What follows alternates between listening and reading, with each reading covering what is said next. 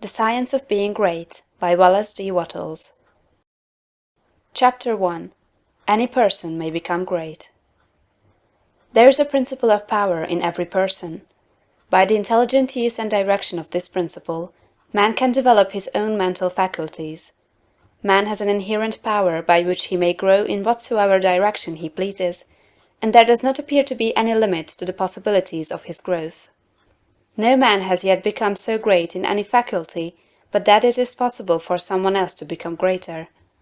The possibility is in the original substance from which man is made. Genius is omniscience flowing into man. Genius is more than talent.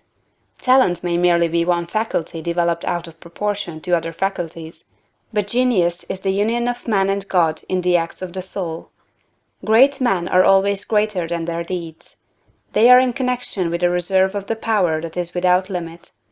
We do not know where the boundary of the mental powers of man is. We do not even know that there is a boundary. The power of conscious growth is not given to the lower animals.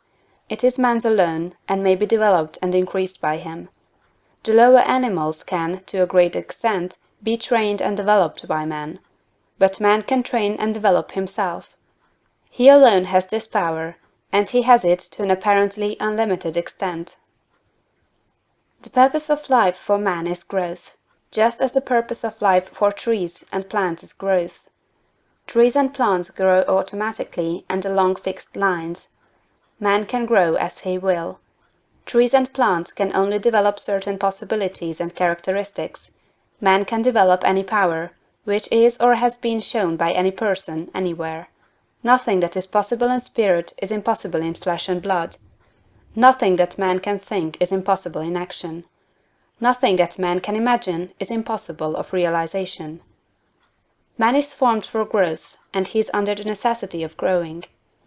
It is essential to his happiness that he should continuously advance. Life without progress becomes unendurable, and the person who ceases from growth must either become imbecile or insane. The greater and more harmonious and well-rounded his growth, the happier man will be. There is no possibility in any man that is not in every man, but if they proceed naturally, not two men will grow into the same thing or be alike. Every man comes into the world with a predisposition to grow along certain lines, and growth is easier for him along those lines than in any other way. This is a wise provision, for it gives endless variety. It is as if a gardener should throw all his bulbs into one basket. To the superficial observer they would look alike, but growth reveals the tremendous difference. So of men and women, they are like a basket of bulbs. One may be a rose, and add brightness and color to some dark corner of the world. One may be a lily, and teach a lesson of love and purity to every eye that sees. One may be a climbing vine, and hide the rugged outlines of some dark rock.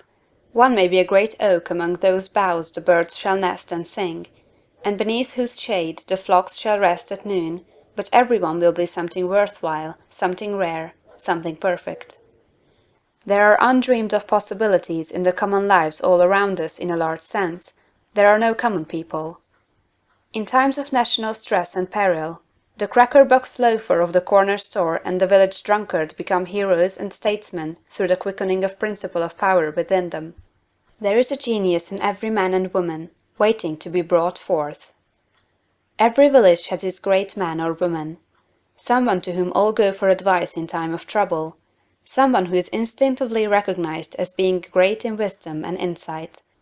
To such a one, the minds of the whole community turn in times of local crisis. He is tacitly recognized as being great. He does small things in a great way. He could do great things as well, if he did but undertake them. So can any man. So can you. The principle of power gives us just what we ask of it. If we only undertake little things, it only gives us power for little things. But if we try to do great things in a great way, it gives us all the power there is. But beware of undertaking great things in a small way. Of that we shall speak farther on. There are two mental attitudes a man may take. One makes him like a football. It has resilience and reacts strongly when force is applied to it, but it originates nothing. It never acts of itself. There is no power within it. Men of this type are controlled by circumstances and environment. Their destinies are decided by things external to themselves. The principle of power within them is never really active at all.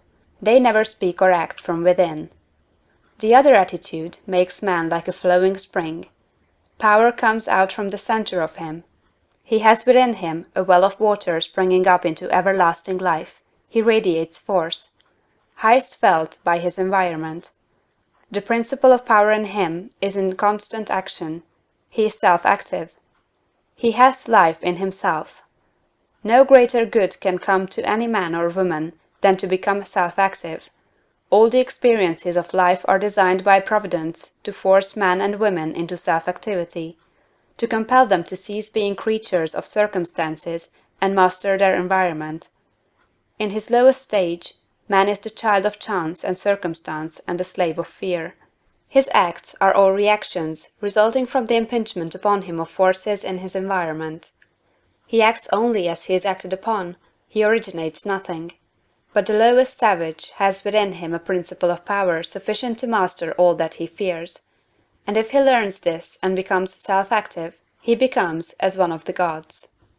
The awakening of the principle of power in man is the real conversion, the passing from death to life. It is when the dead hear the voice of the Son of Man and come forth and live. It is the resurrection and the life. When it is awakened, man becomes a son of the highest, and all power is given to him in heaven and on earth. Nothing was ever in any man that is not in you. No man ever made more spiritual or mental power than you can attain, or did greater things than you can accomplish. You can become what you want to be. Chapter 2 of The Science of Being Great by Wallace D. Wattles. Heredity and Opportunity. You are not barred from attaining greatness by heredity. No matter who or what your ancestors may have been, or how unlearned or lowly their station, the upward way is open for you. There is no such thing as inheriting a fixed mental position. No matter how small the mental capital we receive from our parents, it may be increased. No man is born incapable of growth. Heredity counts for something. We are born with subconscious mental tendencies, as for instance, a tendency to melancholy or cowardice, or to ill temper. But all these subconscious tendencies may be overcome. When the real man awakens and comes forth, he can throw them off very easily. Nothing of this kind need keep you down. If you have inherited undesirable mental tendencies, you can eliminate them, and put desirable tendencies in their places. An inherited mental trait is a habit of thought of your father or mother impressed upon your subconscious mind. You can substitute the opposite impression by forming the opposite habit of thought. You can substitute a habit of cheerfulness for a tendency to despondency. You can overcome cowardice or ill temper. Heredity may count for something, too, in an inherited conformation of the skull. There is something in phrenology, if not as much as its exponents claim. It is true that the different faculties are localized in the brain, and that the power of a faculty depends upon the number of active brain cells in its area. A faculty whose brain area is large is likely to act with more power than one whose cranial section is small. Hence, persons with certain conformations of the skull show talent as musicians, orators, mechanics, and so on. It has been argued from this that a man's cranial formation must, to a great extent, decide his station in life, but this is an error. It has been found that a small brain section, with many fine and active cells, gives as powerful expression to faculty as a larger brain with coarser cells. And it has been found that by turning the principle of power into any section of the brain, with the will and purpose to develop a particular talent, the brain cells may be multiplied indefinitely. Any faculty, power, or talent you possess, no matter how small or rudimentary, may be increased. You can multiply the brain cells in this particular area until it acts as powerfully as you wish. It is true that you can act most easily through those faculties that are now most largely developed. You can do, with the least effort, the things which come naturally, but it is also true that if you make the necessary effort, you can develop any talent. You can do what you desire to do, and become what you want to be. When you fix upon some ideal, and proceed as hereinafter directed, all the power of your being is turned into the faculties required in the realization of that ideal.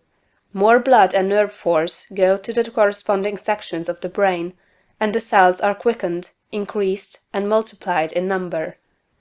The proper use of the mind of man will build a brain capable of doing what the mind wants to do. The brain does not make the man makes the brain. Your place in life is not fixed by heredity, nor are you condemned to the lower levels by circumstances or lack of opportunity. The principle of power in man is sufficient for all the requirements of his soul. No possible combination of circumstances can keep him down, if he makes his personal attitude right and determines to rise. The power which formed man and purposed him for growth also controls the circumstances of society, industry, and government. And this power is never divided against itself. The power which is in you is in the things around you, and when you begin to move forward, the things will arrange themselves for your advantage, as described in later chapters of this book. Man was formed for growth, and all things external were designed to promote his growth. No sooner does a man awaken his soul and enter on the advancing way, than he finds that not only is God for him, but nature, society, and his fellow men are for him also, and all things work together for his good if he obeys the law. Poverty is no bar to greatness, for poverty can always be removed. Martin Luther, as a child, sang in the streets for bread. Linnaeus, the naturalist, had only $40 with which to educate himself. He mended his own shoes, and often had to beg meals from his friends. Hugh Miller, apprenticed to a stonemason, began to study geology in a quarry. George Stephenson, inventor of the locomotive engine, and one of the greatest of civil engineers, was a coal miner, working in a mine, when he awakened and began to think. James Watt was a sickly child, and was not strong enough to be sent to school. Abraham Lincoln was a poor boy. In each of these cases, we see a principle of power in the man that lifts him above all opposition and adversity. There is a principle of power in you. If you use it and apply it in a certain way, you can overcome all heredity, and master all circumstances and conditions, and become a great and powerful personality.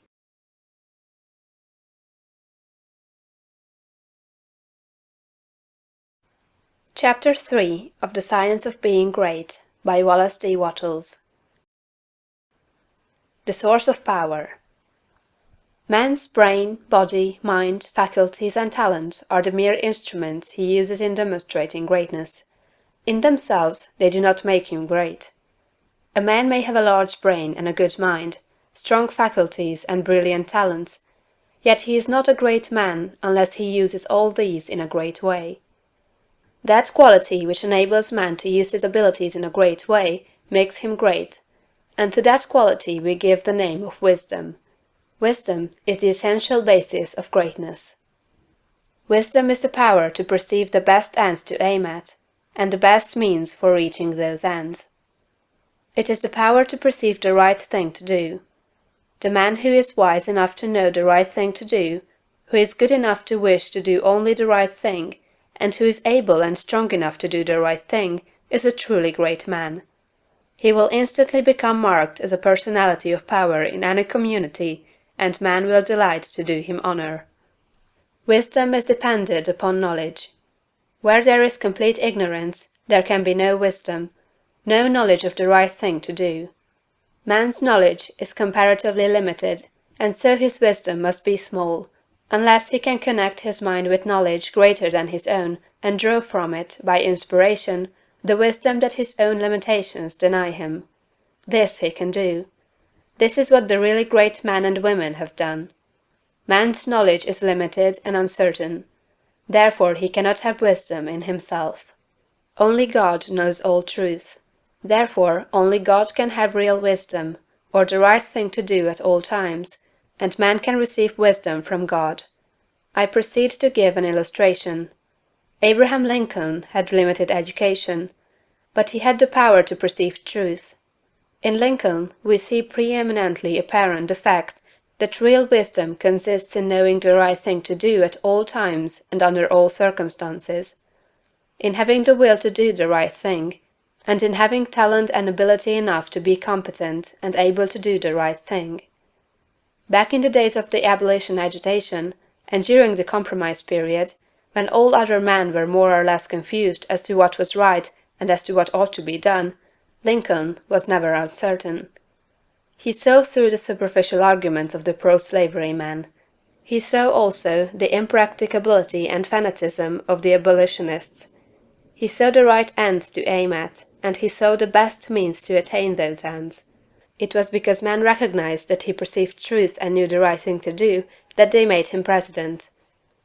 Any man who develops the power to perceive truth, and who can show that he always knows the right thing to do and that he can be trusted to do the right thing, will be honored and advanced.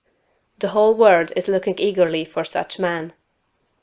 When Lincoln became president, he was surrounded by a multitude of so-called able advisers, hardly any two of whom were agreed. At times they were all opposed to his policies. At times almost the whole North was opposed to what he proposed to do. But he saw the truth when others were misled by appearances. His judgment was seldom or never wrong. He was at once the ablest statesman and the best soldier of the period. Where did he, a comparatively unlearned man, get this wisdom? It was not due to some peculiar formation of his skull, or to some fineness of texture of his brain. It was not due to some physical characteristics. It was not even a quality of mind due to superior reasoning power. Processes of reason do not often reach knowledge of truth. It was due to a spiritual insight. He perceived truth, but where did he perceive it, and whence did the perception come? We see something similar in Washington, whose faith and courage, due to his perception of truth, held the colonies together during the long and often apparently hopeless struggle of the Revolution. We see something of the same thing in the phenomenal genius of Napoleon, who always knew, in military matters, the best means to adopt. We see that the greatness of Napoleon was in nature rather than in Napoleon, and we discover back of Washington and Lincoln something greater than either Washington or Lincoln. We see the same thing in all great men and women. They perceive truth, but truth cannot be perceived until it exists, and there can be no truth until there is a mind to perceive it. Truth does not exist apart from mind. Washington and Lincoln were in touch and communication with a mind that knew all knowledge and contained all truth. The same is true for all who manifest wisdom. Wisdom is obtained by reading the mind of God. Chapter 4 of The Science of Being Great by Wallace D. Wattles. The Mind of God. There is a cosmic intelligence that is in all things and through all things. This is the one real substance. From it all things proceed. It is intelligent substance or mind stuff. It is God. Where there is no substance, there can be no intelligence. For where there is no substance, there is nothing. Where there is thought, there must be a substance which thinks. Thought cannot be a function, for function is motion, and it is inconceivable that mere motion should think. Thought cannot be vibration, for vibration is motion, and that motion should be intelligent is not thinkable. Motion is nothing but the moving of substance. If there be intelligence shown, it must be in the substance and not in the motion. Thought cannot be the result of motions in the brain. If thought is in the brain, it must be in the brain's substance, and not in the motions which brain substance makes. But thought is not in the brain substance, for brain substance, without life, is quite unintelligent and dead. Thought is in the life principle that animates the brain, in the spirit substance, which is the real man. The brain does not think. The man thinks, and expresses his thought through the brain. There is a spirit substance that thinks. Just as the spirit substance of man permeates his body, and thinks and knows in the body, so the original spirit substance, God, permeates all nature and thinks and knows in nature. Nature is as intelligent as man, and knows more than man. Nature knows all things. The All-Mind has been in touch with all things from the beginning, and it contains all knowledge. Man's experience covers a few things, and these things man knows. But God's experience covers all the things that have happened since the creation, from the wreck of a planet or the passing of a comet to the fall of a sparrow. All that is and all that has been are present in the intelligence that is wrapped about us and enfolds us and presses upon us from every side. All the encyclopedias men have written are but trivial affairs compared to the vast knowledge held by the mind in which men live, move, and have their being. The truth men perceive by inspiration are thoughts held in this mind. If they were not thoughts, man could not perceive them, for they would have no existence, and they could not exist as thoughts unless there is a mind for them to exist in, and the mind can be nothing else than a substance which thinks. Man is thinking substance, a portion of the cosmic substance. But man is limited, while the cosmic intelligence from which he sprang, which Jesus calls the Father, is unlimited. All intelligence, power, and force comes from the Father. Jesus recognized this and stated it very plainly. Over and over again, he ascribed all his wisdom and power to his unity with the Father, and to his perceiving the thoughts of God. My Father and I are one. This was the foundation of his knowledge and power. He showed the people the necessity of becoming spiritually awakened, of hearing his voice and becoming like him. He compared the unthinking man who is the prey and sport of circumstances to the dead man in a tomb, and besought him to hear and come forth. God is spirit, he said. Be born again, become spiritually awake, and you may see his kingdom. Hear my voice, see what I am and what I do, and come forth and live. The words I speak are spirit and life. Accept them, and they will cause a well of water to spring up within you. Then you will have life within yourself. I do what I see the Father do, he said, meaning that he read the thoughts of God.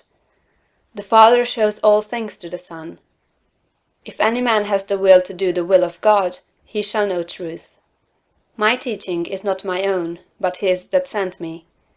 You shall know the truth, and the truth shall make you free. The Spirit shall guide you into all truth. We are immersed in mind, and that mind contains all knowledge and all truth.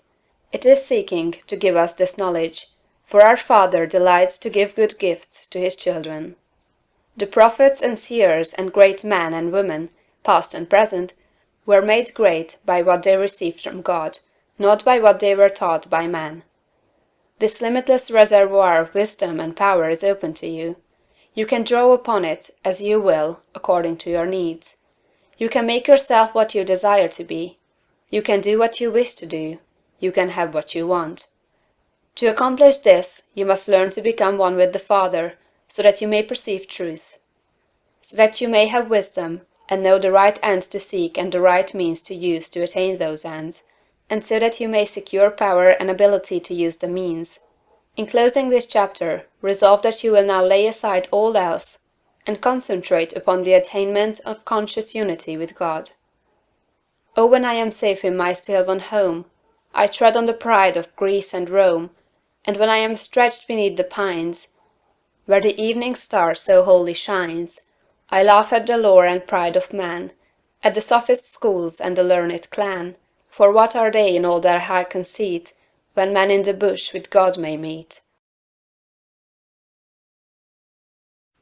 Chapter 5 of The Science of Being Great by Wallace D. Wattles. Preparation. Draw nigh to God, and he will draw nigh to you. If you become like God, you can read his thoughts, and if you do not, you will find the inspirational perception of truth impossible. You can never become a great man or woman until you have overcome anxiety, worry, and fear. It is impossible for an anxious man, a worried one, or a fearful one to perceive truth. All things are distorted and thrown out of their proper relations by such mental states, and those who are in them cannot read the thoughts of God. If you are poor, or if you are anxious about business or financial matters, You are recommended to study carefully the first volume of this series, The Science of Getting Rich. That will present to you a solution for your problems of this nature, no matter how large or how complicated they may seem to be. There is not the least cause for worry about financial affairs. Every person who wills to do so may rise above want, have all he needs, and become rich. The same source upon which you propose to draw for mental unfolding and spiritual power is at your service for the supply of all your material wants.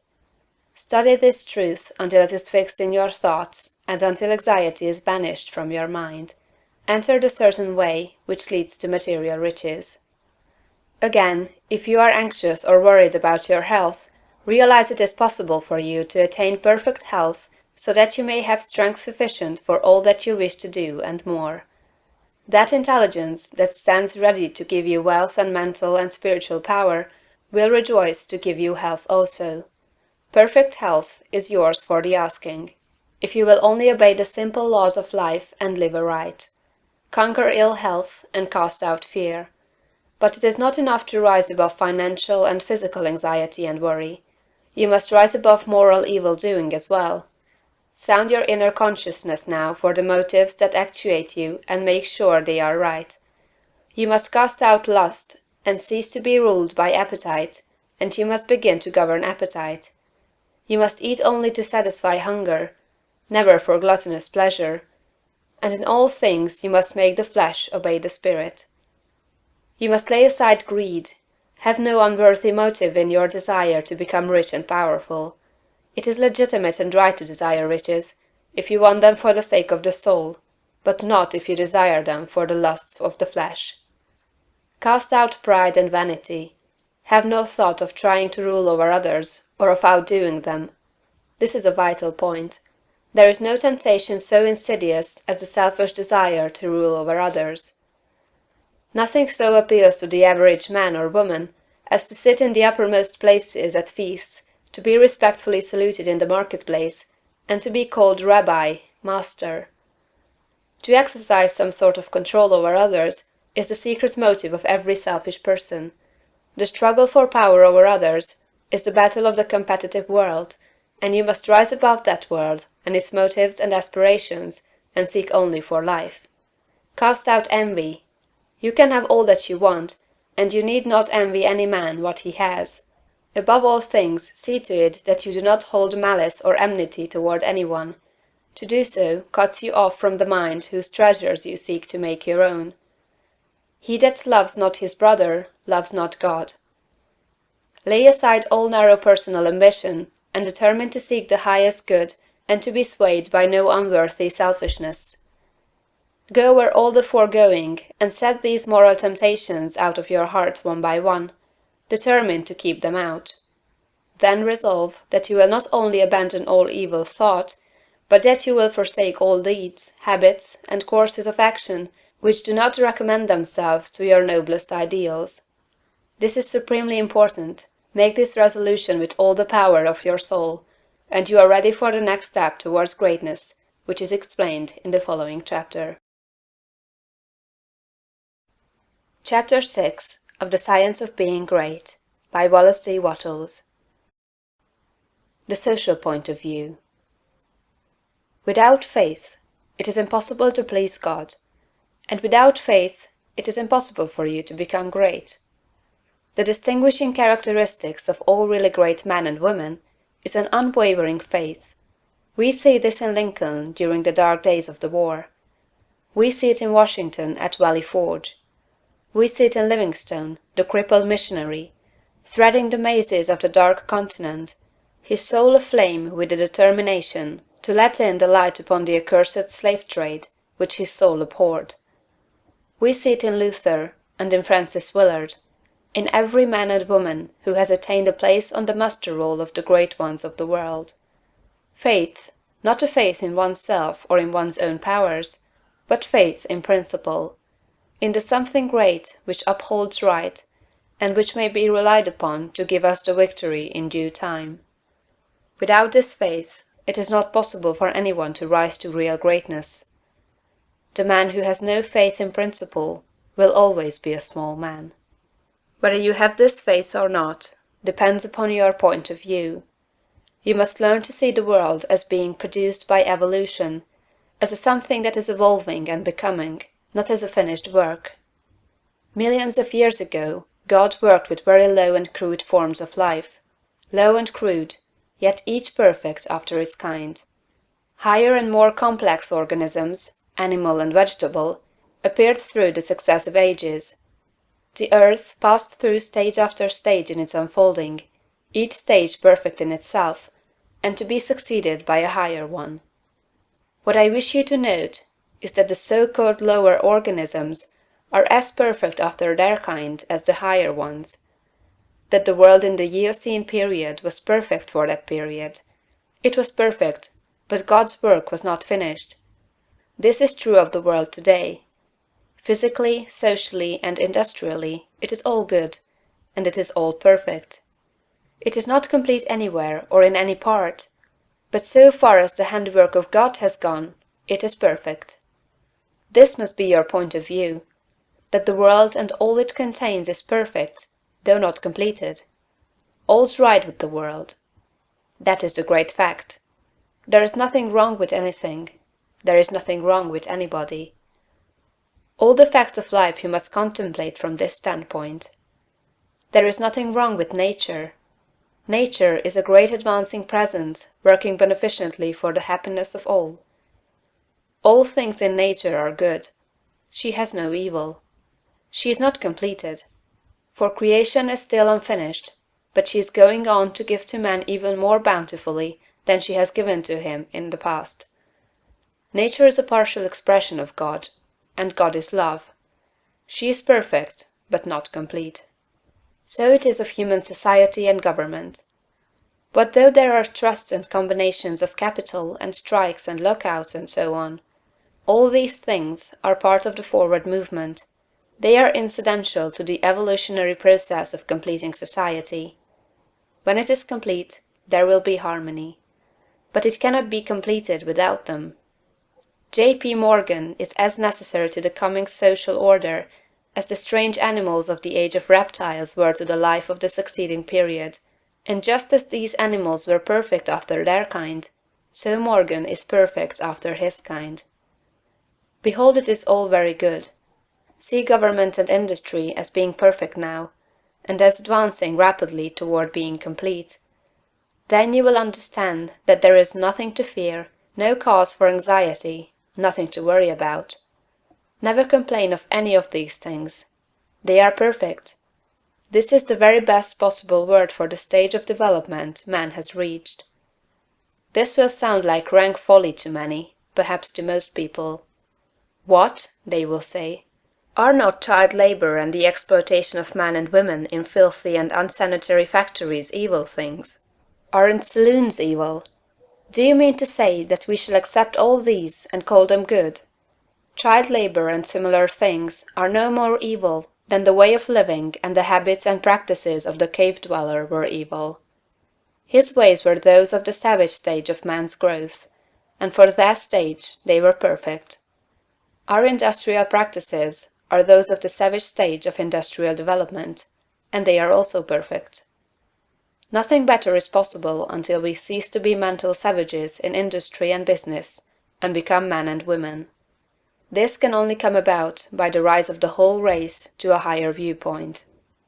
And this can only come about by the rise of such individuals here and there as are ready for the higher viewpoint.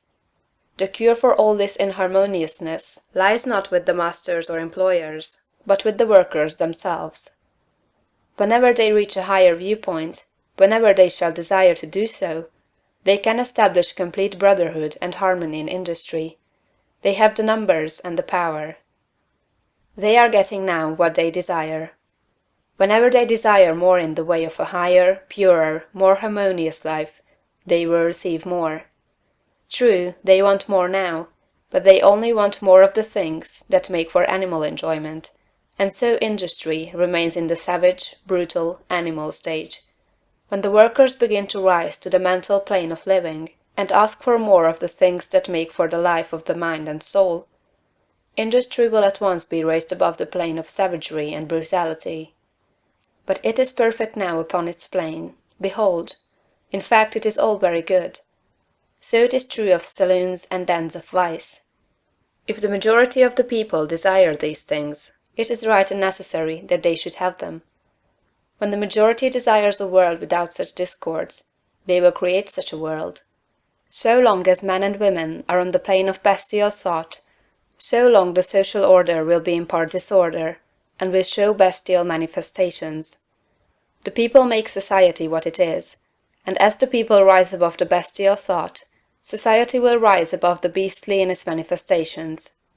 But a society which thinks in a bestial way must have saloons and dives.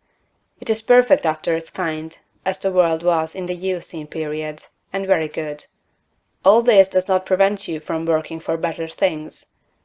You can work to complete an unfinished society, instead of to renovate a decaying one. And you can work with a better heart and a more hopeful spirit. It will make an immense difference with your faith and spirit, whether you look upon civilization as a good thing that is becoming better, or as a bad and evil thing that is decaying. One viewpoint gives you an advancing and expanding mind, and the other gives you a descending and decreasing mind. One viewpoint will make you grow greater, and the other will inevitably cause you to grow smaller. One will enable you to work for the eternal things, to do large works in a great way toward the completing of all that is incomplete and inharmonious, and the other will make you a mere patchwork reformer, working almost without hope to save a few lost souls from what you will grow to consider a lost and doomed world.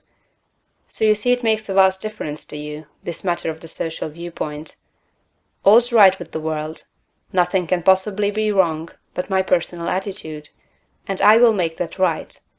I will see the facts of nature and all the events, circumstances, and conditions of society, politics, government, and industry from the highest viewpoint. It is all perfect, though incomplete.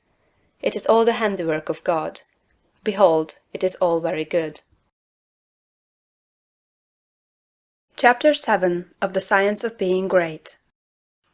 The individual point of view. Important as the matter of your point of view for the facts of social life is, it is of less moment than your viewpoint for your fellow men, for your acquaintances, friends, relatives, your immediate family, and most of all, yourself. You must learn not to look upon the world as a lost and decaying thing, but as a something perfect and glorious, which is going on to a most beautiful completeness. And you must learn to see men and women not as lost and accursed things, but as perfect beings advancing to become complete. There are no bad or evil people. An engine, which is on the rails pulling a heavy train, is perfect after its kind, and it is good. The power of steam, which drives it, is good. Let a broken rail throw the engine into the ditch, and it does not become bad or evil by being so displaced. It is a perfectly good engine, but off the track. The power of steam that drives it into the ditch and wrecks it is not evil, but a perfectly good power. So that which is misplaced, or applied in an incomplete or partial way, is not evil. There are no evil people. There are perfectly good people who are off the track, but they do not need condemnation or punishment. They only need to get upon the rails again. That which is undeveloped or incomplete often appears to us as evil, because of the way we have trained ourselves to think. The root of a bulb that shall produce a white lily is an unsightly thing. One might look upon it with disgust. But how foolish we should be to condemn the bulb for its appearance when we know the lily is within it. The root is perfect after its kind. It is a perfect but incomplete lily, and so we must learn to look upon every man and woman, no matter how unlovely in outward manifestation. They are perfect in their stage of being, and they are becoming complete. Behold, it is all very good. Once we come into a comprehension of this fact, and arrive at this point of view, we lose all desire to find fault with people, to judge them, criticize them, or condemn them. We no longer work as those who are saving lost souls, but as those who are among the angels, working out the completion of a glorious heaven. We are born of the Spirit, and we see the kingdom of God. We no longer see men as trees walking, but our vision is complete. We have nothing but good words to say. It is all good, a great and glorious humanity coming to completeness. And in our association with men this puts us into an expansive and enlarging attitude of mind. We see them as great beings, and we begin to deal with them and their affairs in a great way. But if we fall to the other point of view, and see a lost and degenerate race, we shrink into the contracting mind, and our dealings with men and their affairs will be in a small and contracted way. Remember to hold steadily to this point of view. If you do, you cannot fail to begin at once to deal with your acquaintances and neighbors and with your own family as a great personality deals with men. This same viewpoint must be the one from which you regard yourself. You must always see yourself as a great advancing soul. Learn to say, "There is that in me of which I am made, which knows no imperfection, weakness, or sickness. The world is incomplete, but God in my own consciousness is both perfect and complete. Nothing can be wrong but my own personal attitude, and my own personal attitude can be wrong only when I disobey that which is within. I am a perfect manifestation of God, so far as I have gone, and I will press on to be complete. I will trust and not be afraid." When you are able to say this understandingly, you will have lost all fear, and you will be far advanced upon the road to the development of a great and powerful personality. Chapter 8 of the Science of Being Great. Consecration. Having attained to the viewpoint that puts you into the right relations with the world and with your fellow men, the next step is consecration, and consecration in its true sense simply means obedience to the soul. You have that within you, that which is always impelling you toward the upward and advancing way.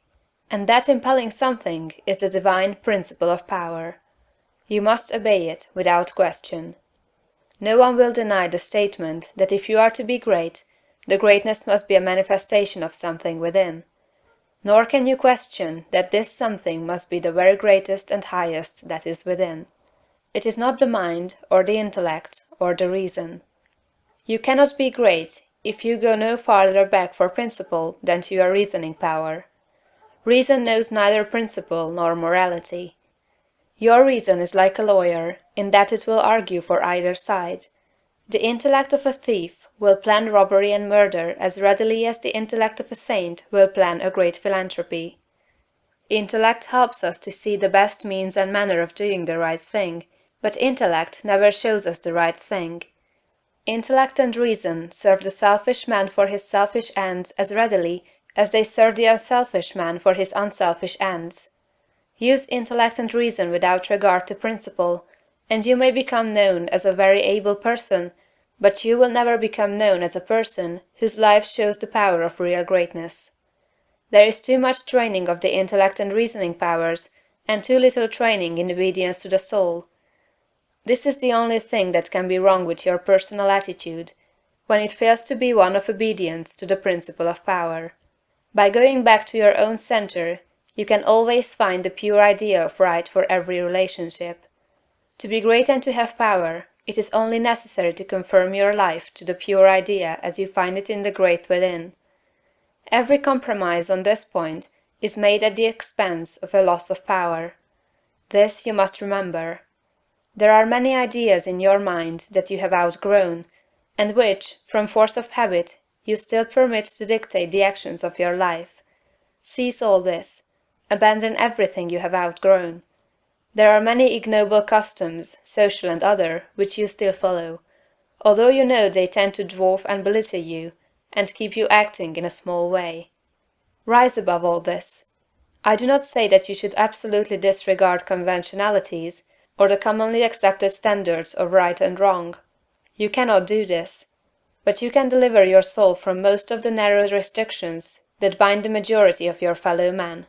Do not give your time and strength to the support of the obsolete institutions, religious or otherwise. Do not be bound by creeds in which you do not believe. Be free. You have perhaps formed some sensual habits of mind or body. Abandon them. You still indulge in distrustful fears that things will go wrong, or that people will betray you or mistreat you. Get above all of them. You still act selfishly in many ways and on many occasions. Cease to do so. Abandon all these, and in place of them, put the best actions you can form a conception of in your mind. If you desire to advance, and you are not doing so, remember that it can be only because your thought is better than your practice. You must do as well as you think. Let your thoughts be ruled by principle, and then live up to your thoughts. Let your attitude in business, in politics, in neighborhood affairs, and in your own home be the expression of the best thoughts you can think. Let your manner toward all men and women, great and small, and especially to your own family circle, always be the most kindly, gracious, and courteous you can picture in your imagination. Remember your viewpoint. You are a god in the company of gods, and must conduct yourself accordingly. The steps to complete consecration are few and simple. You cannot be ruled from below if you are to be great. You must rule from above. Therefore, you cannot be governed by physical impulses. You must bring your body into subjection to the mind. But your mind, without principle, may lead you into selfishness and immoral ways. You must put the mind into subjection to the soul, and your soul is limited by the boundaries of your knowledge. You must put it into subjection to that our soul which needs no searching of the understanding, but before whose eye all things are spread. That constitutes consecration. Say, I surrender my body to be ruled by my mind. I surrender my mind to be governed by my soul. And I surrender my soul to the guidance of God. Make this consecration complete and thorough, and you have taken the second great step in the way of greatness and power. Chapter 9 of the Science of Being Great. Identification. Having recognized God as the advancing presence in nature, society, and your fellow men, and harmonized yourself with all these, and having consecrated yourself to that within you which impels you toward the greatest and the highest, the next step is to become aware of and recognize fully the fact that the principle of power within you is God Himself. You must consciously identify yourself with the highest. This is not some false or untrue position to be assumed. It is a fact to be recognized. You are already one with God. You want to become consciously aware of it. There is one substance, the source of all things, and this substance has within itself the power that creates all things. All power is inherent in it. This substance is conscious and thinks. It works with perfect understanding and intelligence. You know that it is so, because you know that substance exists, and that consciousness exists, and that it must be substance that is conscious. Man is conscious and thinks. Man is substance. He must be substance, else he is nothing and does not exist at all. If man is substance and thinks, and is conscious, then he is conscious substance. It is not conceivable that there should be more than one conscious substance. So man is the original substance, the source of all life and power, embodied in a physical form. Man cannot be something different from God. Intelligence is one and the same everywhere, and must be everywhere an attribute of the same substance. There cannot be one kind of intelligence in God and another kind of intelligence in man. Intelligence can only be in intelligent substance, and intelligent substance is God. Man is of one and the same stock with God, and so all the talents, powers, and possibilities that are in God are in man, not just in a few exceptional men, but in everyone. All power is given to man, in heaven and on earth. Is it not written, Ye are gods? The principle of power in man is man himself, and man himself is God. But while man is original substance, and has within him all power and possibilities, his consciousness is limited. He does not know all there is to know, and so he is liable to error and mistake. To save himself from these, he must unite his mind to that outside him which does know all. He must become consciously one with God. There is a mind surrounding him on every side, closer than breathing, nearer than hands and feet, and in this mind is the memory of all that has ever happened, from the greatest convulsions of nature in prehistoric days to the fall of a sparrow in this present time, and all that is in existence now as well. Held in this mind is the great purpose that is behind all nature, so it knows what is going to be. Man is surrounded by a mind that knows all there is to know, past, present, and to come. Everything that men have said or done or written is present there. Man is of the same one identical stuff with this mind, he proceeded from it, and he can so identify himself with it that he may know what it knows. My Father is greater than I, said Jesus. I come from him. I and my Father are one. He shows the Son all things. The Spirit shall guide you into all truth. Your identification of yourself with the infinite must be accomplished by conscious recognition on your part. Recognizing it as a fact, that there is only God, and that all intelligence is in the one substance, you must affirm somewhat after this wise. There is only one, and that one is everywhere. I surrender myself to conscious unity with the highest. Not I, but the Father. I will to be one with the Supreme, and to lead the divine life. I am one with infinite consciousness. There is but one mind, and I am that mind. I that speak unto you am He. If you have been thorough in the work as outlined in the preceding chapters, if you have attained to the true viewpoint, and if your consecration is complete, you will not find conscious identification hard to attain, and once it is attained, the power you seek is yours, for you have made yourself one with all the power there is. Chapter 10 of the Science of Being Great. Idealization. You are a thinking center in original substance, and the thoughts of original substance have creative power. Whatever is formed in its thought, and held as a thought form, must come into existence as a visible and so-called material form, and the thought form held in thinking substance is a reality. It is a real thing, whether it has yet become visible to mortal eye or not. This is a fact that you should impress upon your understanding, that a thought held in thinking substance is a real thing, a form, and has actual existence, although it is not visible to you. You internally take the form in which you think of yourself, and you surround yourself with the invisible forms of those things with which you associate in your thoughts. If you desire a thing, picture it clearly and hold the picture steadily in mind until it becomes a definite thought form. And if your practices are not such as to separate you from God, the thing you want will come to you in material form. It must do so in obedience to the law by which the universe was created. Make no thought form of yourself in connection with disease or sickness, but form a conception of health.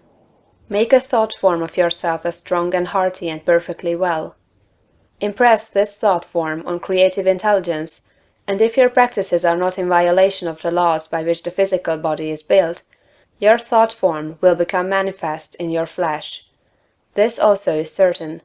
It comes by obedience to law. Make a thought form of yourself, as you desire to be, and set your ideal as near to perfection as your imagination is capable of forming the conception. Let me illustrate. If a young law student wishes to become great, let him picture himself, while attending to the viewpoint, consecration, and identification as previously directed, as a great lawyer, pleading his case with matchless eloquence and power before the judge and jury, as having an unlimited command of truth, of knowledge, and of wisdom. Let him picture himself as the great lawyer in every possible situation and contingency.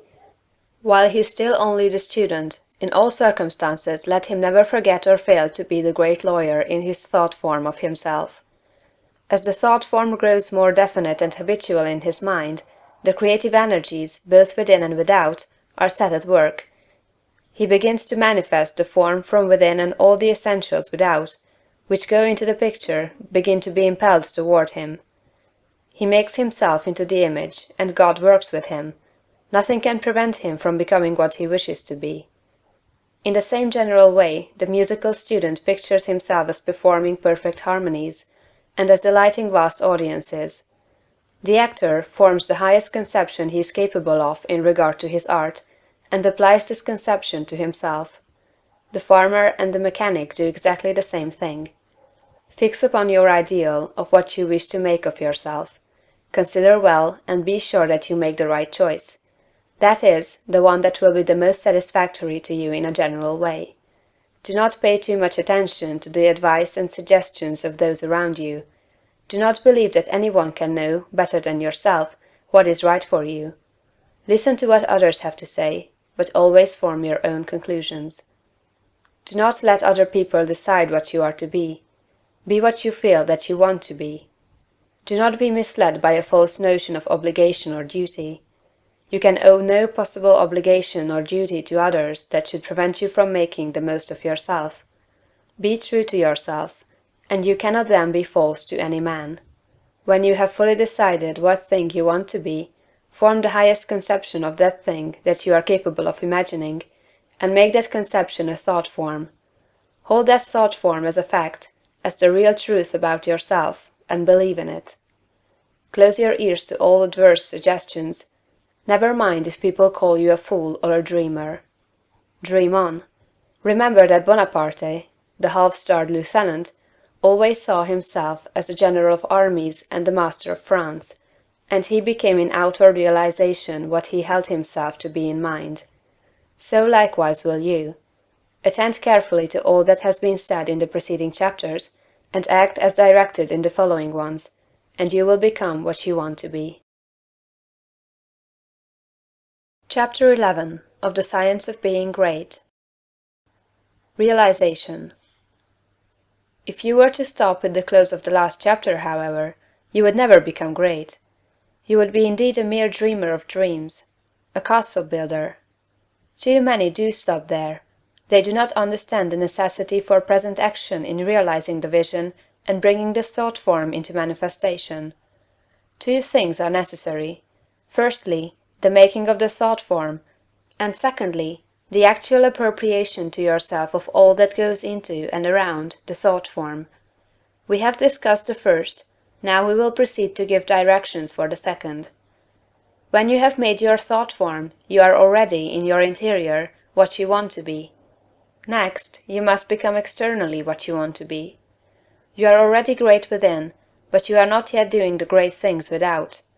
You cannot begin, on the instant, to do the great things. You cannot be before the world the great actor or lawyer or musician or personality you know yourself to be. No one will entrust great things to you as yet, for you have not made yourself known. But you can always begin to do small things in a great way. Here lies the whole secret. You can begin to be great today in your own home, in your store or office, on the street, everywhere. You can begin to make yourself known as great, and you can do this by doing everything you do in a great way. You must put the whole power of your great soul into every act, however small or commonplace, and so reveal to your family, your friends and neighbors what you really are. Do not brag or boast of yourself. Do not go about telling people what a great personage you are. Simply live in a great way. No one will believe you if you tell him you are a great man, but no one can doubt your greatness if you show it in your actions. In your domestic circle, be so just, so generous, so courteous and kindly, that your family, your wife, husband, children, brothers and sisters shall know that you are a great and noble soul. In all your relations with men be great, just, generous, courteous and kindly. The great are never otherwise. This is your attitude. Next, and most important, you must have absolute faith in your own perceptions of truth. Never act in haste or hurry. Be deliberate in everything. Wait until you feel that you know the true way. And when you do feel that you know the true way, be guided by your own faith, though the entire world shall disagree with you. If you do not believe what God tells you in little things, you will never draw upon his wisdom and knowledge in larger things. When you feel deeply that a certain act is the right act, do it and have perfect faith that the consequences will be good. When you are deeply impressed that a certain thing is true, no matter what the appearances to the contrary may be, accept that thing as true and act accordingly. The one way to develop a perception of truth in large things is to trust absolutely to your present perception of truth in small things. Remember that you are seeking to develop this very power or faculty, the perception of truth. You are learning to read the thoughts of God. Nothing is great and nothing is small in the sight of omnipotence. He holds the sun in its place, but he also notes a sparrow's fall, and numbers the hairs of your head. God is as much interested in the little matters of everyday life as he is in the affairs of nations. You can perceive truth about family and neighborhood affairs, as well as about matters of statecraft. And the way to begin is to have perfect faith in the truth in these small matters, as it is revealed to you from day to day. When you feel deeply impelled to take a course that seems contrary to all reason and worthy judgment, take that course. Listen to the suggestions and advice of others, but always do what you feel deeply in the within to be the true thing to do. Rely with absolute faith, at all times, on your own perception of truth, but be sure that you listen to God, that you do not act in haste, fear, or anxiety. Rely upon your perception of truth in all the facts and circumstances of life. If you feel deeply that a certain man will be in a certain place on a certain day, go there with perfect faith to meet him. He will be there, no matter how unlikely it may seem.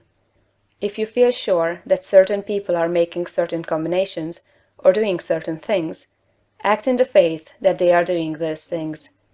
If you feel sure of the truth of any circumstance or happening, near or distant, past, present, or to come, trust in your perception. You may make occasional mistakes at first, because of your imperfect understanding of the within, but you will soon be guided almost invariably right. Soon your family and friends will begin to defer more and more to your judgment, and to be guided by you.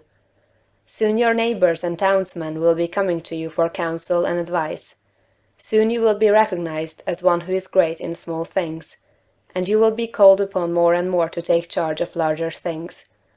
All that is necessary is to be guided absolutely in all things by your inner light, your perception of truth. Obey your soul, have perfect faith in yourself. Never think of yourself with doubt or distrust, or as one who makes mistakes. If I judge, my judgment is just, for I seek not honor from man, but from the Father only. Chapter 12 of the Science of Being Great. Hurry and Habit. No doubt you have many problems, domestic, social, physical, and financial, which seem to you to be pressing for instant solution.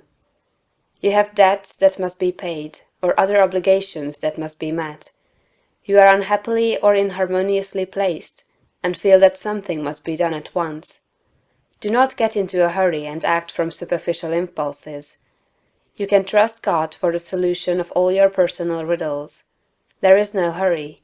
There is only God, and all is well with the world. There is an invincible power in you, and the same power is in the things you want. It is bringing them to you, and bringing you to them. This is a thought that you must grasp, and hold continuously that the same intelligence that is in you is in the things you desire. They are impelled toward you as strongly and decidedly as your desire impels you toward them. The tendency, therefore, of a steadily held thought must be to bring the things you desire to you, and to group them around you. So long as you hold your thought and your faith right, all must go well. Nothing can be wrong but your own personal attitude, and that will not be wrong if you trust and are not afraid. Hurry is a manifestation of fear. He who fears not has plenty of time. If you act with perfect faith in your own perceptions of truth, you will never be too late or too early, and nothing will go wrong. If things appear to be going wrong, do not get disturbed in mind. It is only an appearance. Nothing can go wrong in this world but yourself, and you can go wrong only by getting into the wrong mental attitude. Whenever you find yourself getting excited, worried, or into the mental attitude of hurry, sit down and think it over, play a game of some kind, or take a vacation. Go on a trip, and all will be right when you return. So surely as you find yourself in the mental attitude of haste, just so surely may you know that you are out of the mental attitude of greatness. Hurry and fear will instantly cut your connection with the universal mind. You will get no power, no wisdom, and no information until you are calm. And to fall into the attitude of hurry will check the action of the principle of power within you. Fear turns strength to weakness. Remember that poise and power are inseparably associated. The calm and balanced mind is the strong and great mind, the hurried and the agitated mind is the weak one. Whenever you fall into the mental state of hurry, you may know that you have lost the right viewpoint. You are beginning to look upon the world, or some part of it, as going wrong. At such times, read chapter 6 of this book. Consider the fact that this work is perfect, now, with all that it contains. Nothing is going wrong. Nothing can be wrong. Be poised, be calm, be cheerful. Have faith in God. Next, as to habit, it is probable that your greatest difficulty will be to overcome your old habitual ways of thought and to form new habits. The world is ruled by habit. Kings, tyrants, masters, and plutocrats hold their positions solely because the people have come to habitually accept them. Things are as they are only because people have formed the habit of accepting them as they are. When the people change their habitual thought about governmental, social, and industrial institutions, they will change the institutions. Habit rules us all. You have formed, perhaps, the habit of thinking of yourself as a common person, as one of a limited ability, or as being more or less of a failure. Whatever you habitually think yourself to be, that you are. You must form now a greater and better habit. You must form a conception of yourself as a being of limitless power, and habitually think that you are that being. It is the habitual, not the periodical thought that decides your destiny. It will avail you nothing to sit apart for a few moments several times a day to affirm that you are great, if during all the balance of the day, while you are about your regular vocation, you think of yourself as not great. No amount of praying or affirmation will make you great, if you still habitually regard yourself as being small. The use of prayer and affirmation is to change your habit of thought. Any act, mental or physical, often repeated becomes a habit. The purpose of mental exercises is to repeat certain thoughts over and over until the thinking of those thoughts becomes constant and habitual. The thoughts we continually repeat become convictions. What you must do is to repeat the new thought of yourself until it is the only way in which you think of yourself. Habitual thought, and not environment or circumstance, has made you what you are. Every person has some central idea or thought form of himself, and by this idea he classifies and arranges all his facts and external relationships. You are classifying your facts either according to the idea that you are a great and strong personality, or according to the idea that you are limited, common, or weak. If the latter is the case, you must change your central idea. Get a new mental picture of yourself. Do not try to become great by repeating mere strings of words or superficial formulas, but repeat over and over the thought of your own power and ability until you classify external facts and decide your place everywhere by this idea. In another chapter will be found an illustrative mental exercise and further directions on this point. Chapter 13 of the Science of Being Great. Thought. Greatness is only attained by the constant thinking of great thoughts. No man can become great in outward personality until he is great internally, and no man can be great internally until he thinks. No amount of education, reading, or study can make you great without thought, but thought can make you great with every little study. There are altogether too many people who are trying to make something of themselves by reading books without thinking. All such will fail. You are not mentally developed by what you read, but by what you think about what you read. Thinking is the hardest and most exhausting of all labor, and hence many people shrink from it. God has so formed us that we are continuously impelled to thought. We must either think or engage in some activity to escape thought. The headlong, continuous chase for pleasure in which most people spend all their leisure time is only an effort to escape thought. If they are alone, or if they have nothing amusing to take their attention, as a novel to read or a show to see, they must think, and to escape from thinking they resort to novels, shows, and all the endless devices of the purveyors of amusement.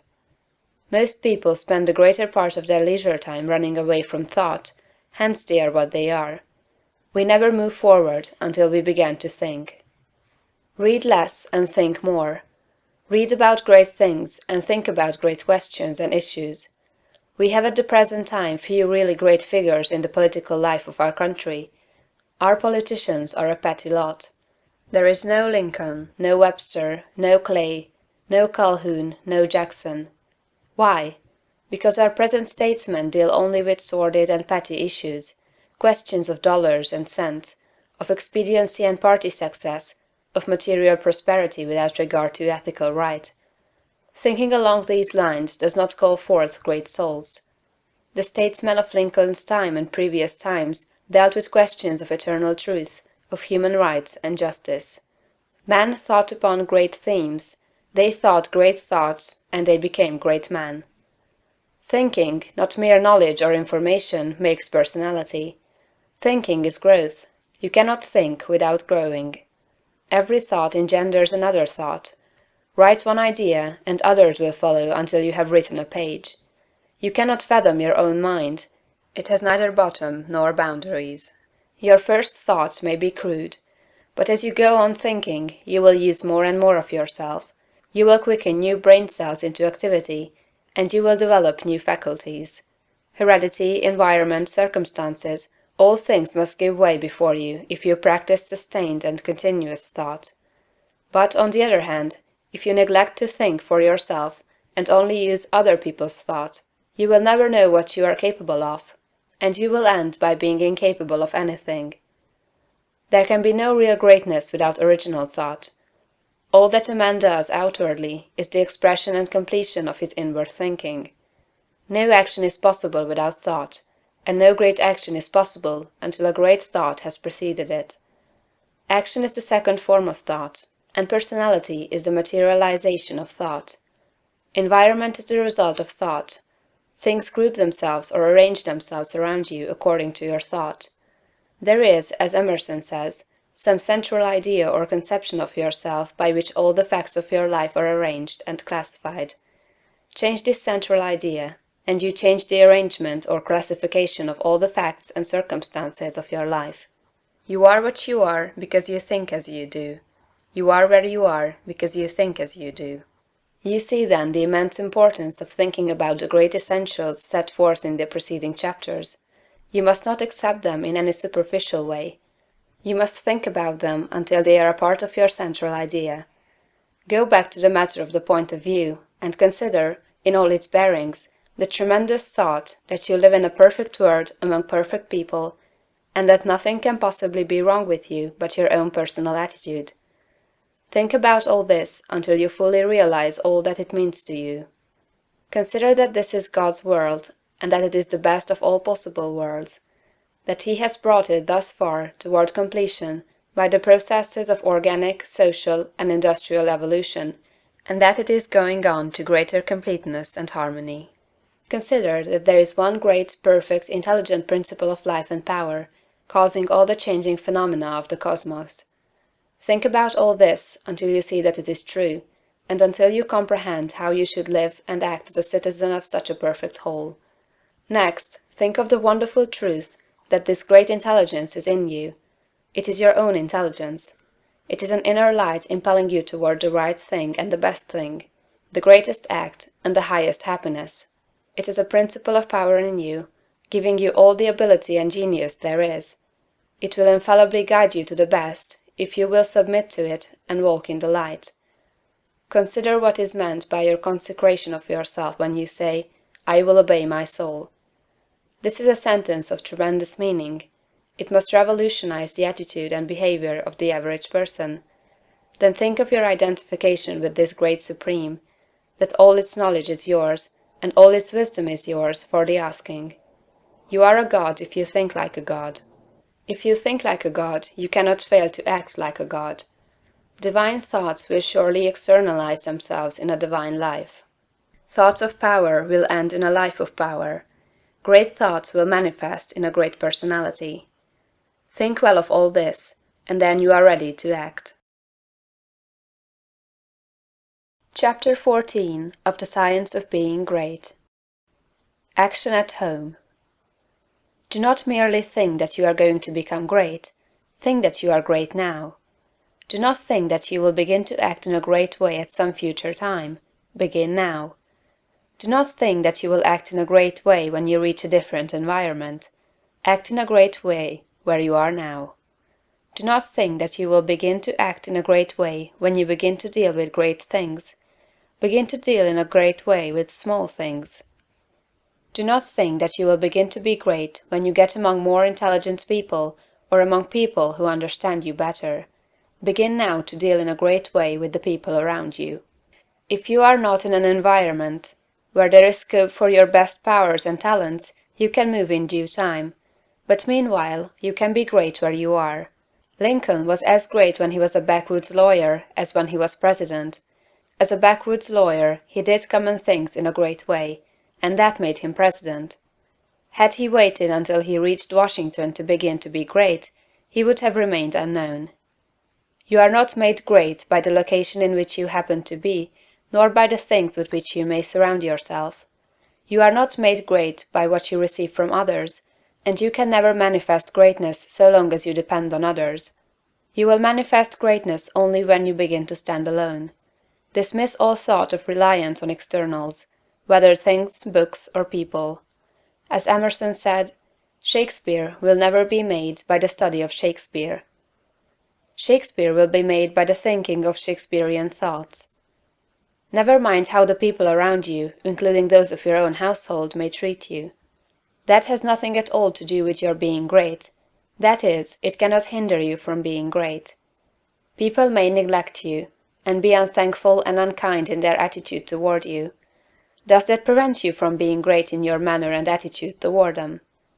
Your Father, said Jesus, is kind to the unthankful and the evil.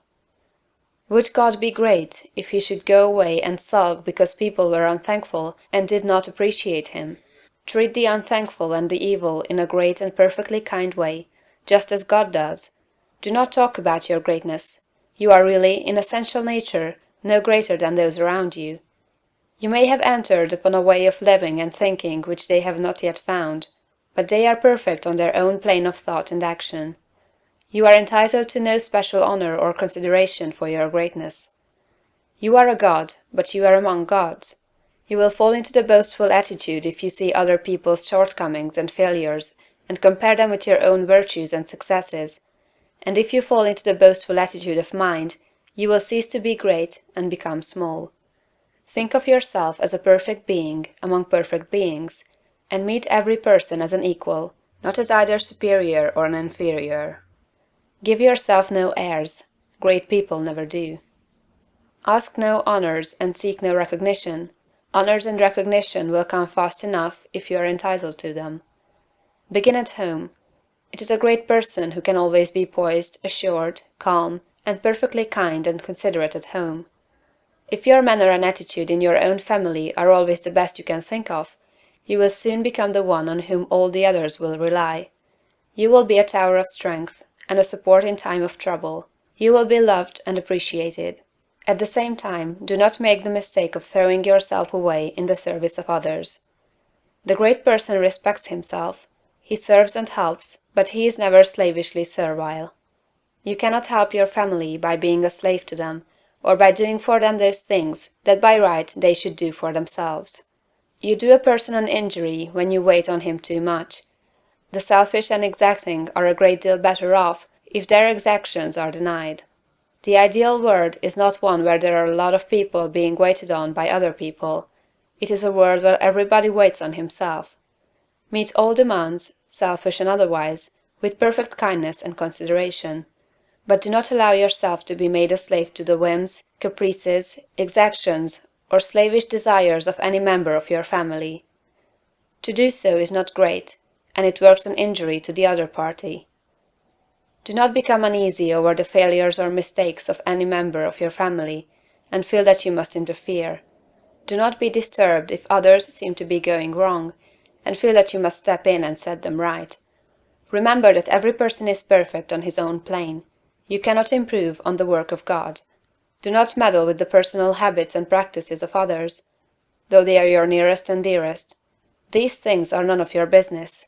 Nothing can be wrong but your own personal attitude. Make that right, and you will know that all else is right.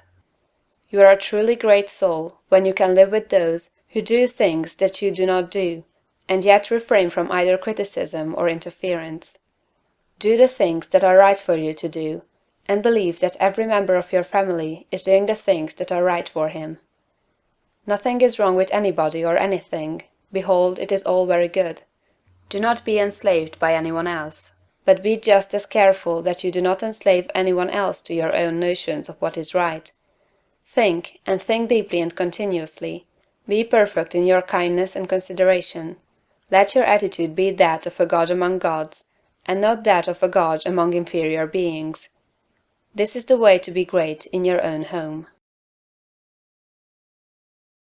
Chapter 15 of the Science of Being Great. Action Abroad.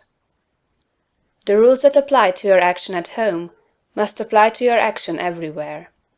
Never forget for an instant that this is a perfect world and that you are a god among gods. You are as great as the greatest, but all are your equals. Rely absolutely on your perception of truth. Trust to the inner light rather than to reason, but be sure that your perception comes from the inner light. Act in poise and calmness. Be still and attend on God. Your identification of yourself with the All-Mind will give you all the knowledge you need for guidance in any contingency that may arise in your own life or in the lives of the others. It is only necessary that you should be supremely calm and rely upon the eternal wisdom that is within you. If you act in poise and faith, your judgment will always be right, and you will always know exactly what to do. Do not hurry or worry. Remember Lincoln in the dark days of the war. James Freeman Clarke relates that after the Battle of Fredericksburg, Lincoln alone furnished a supply of faith and hope for the nation.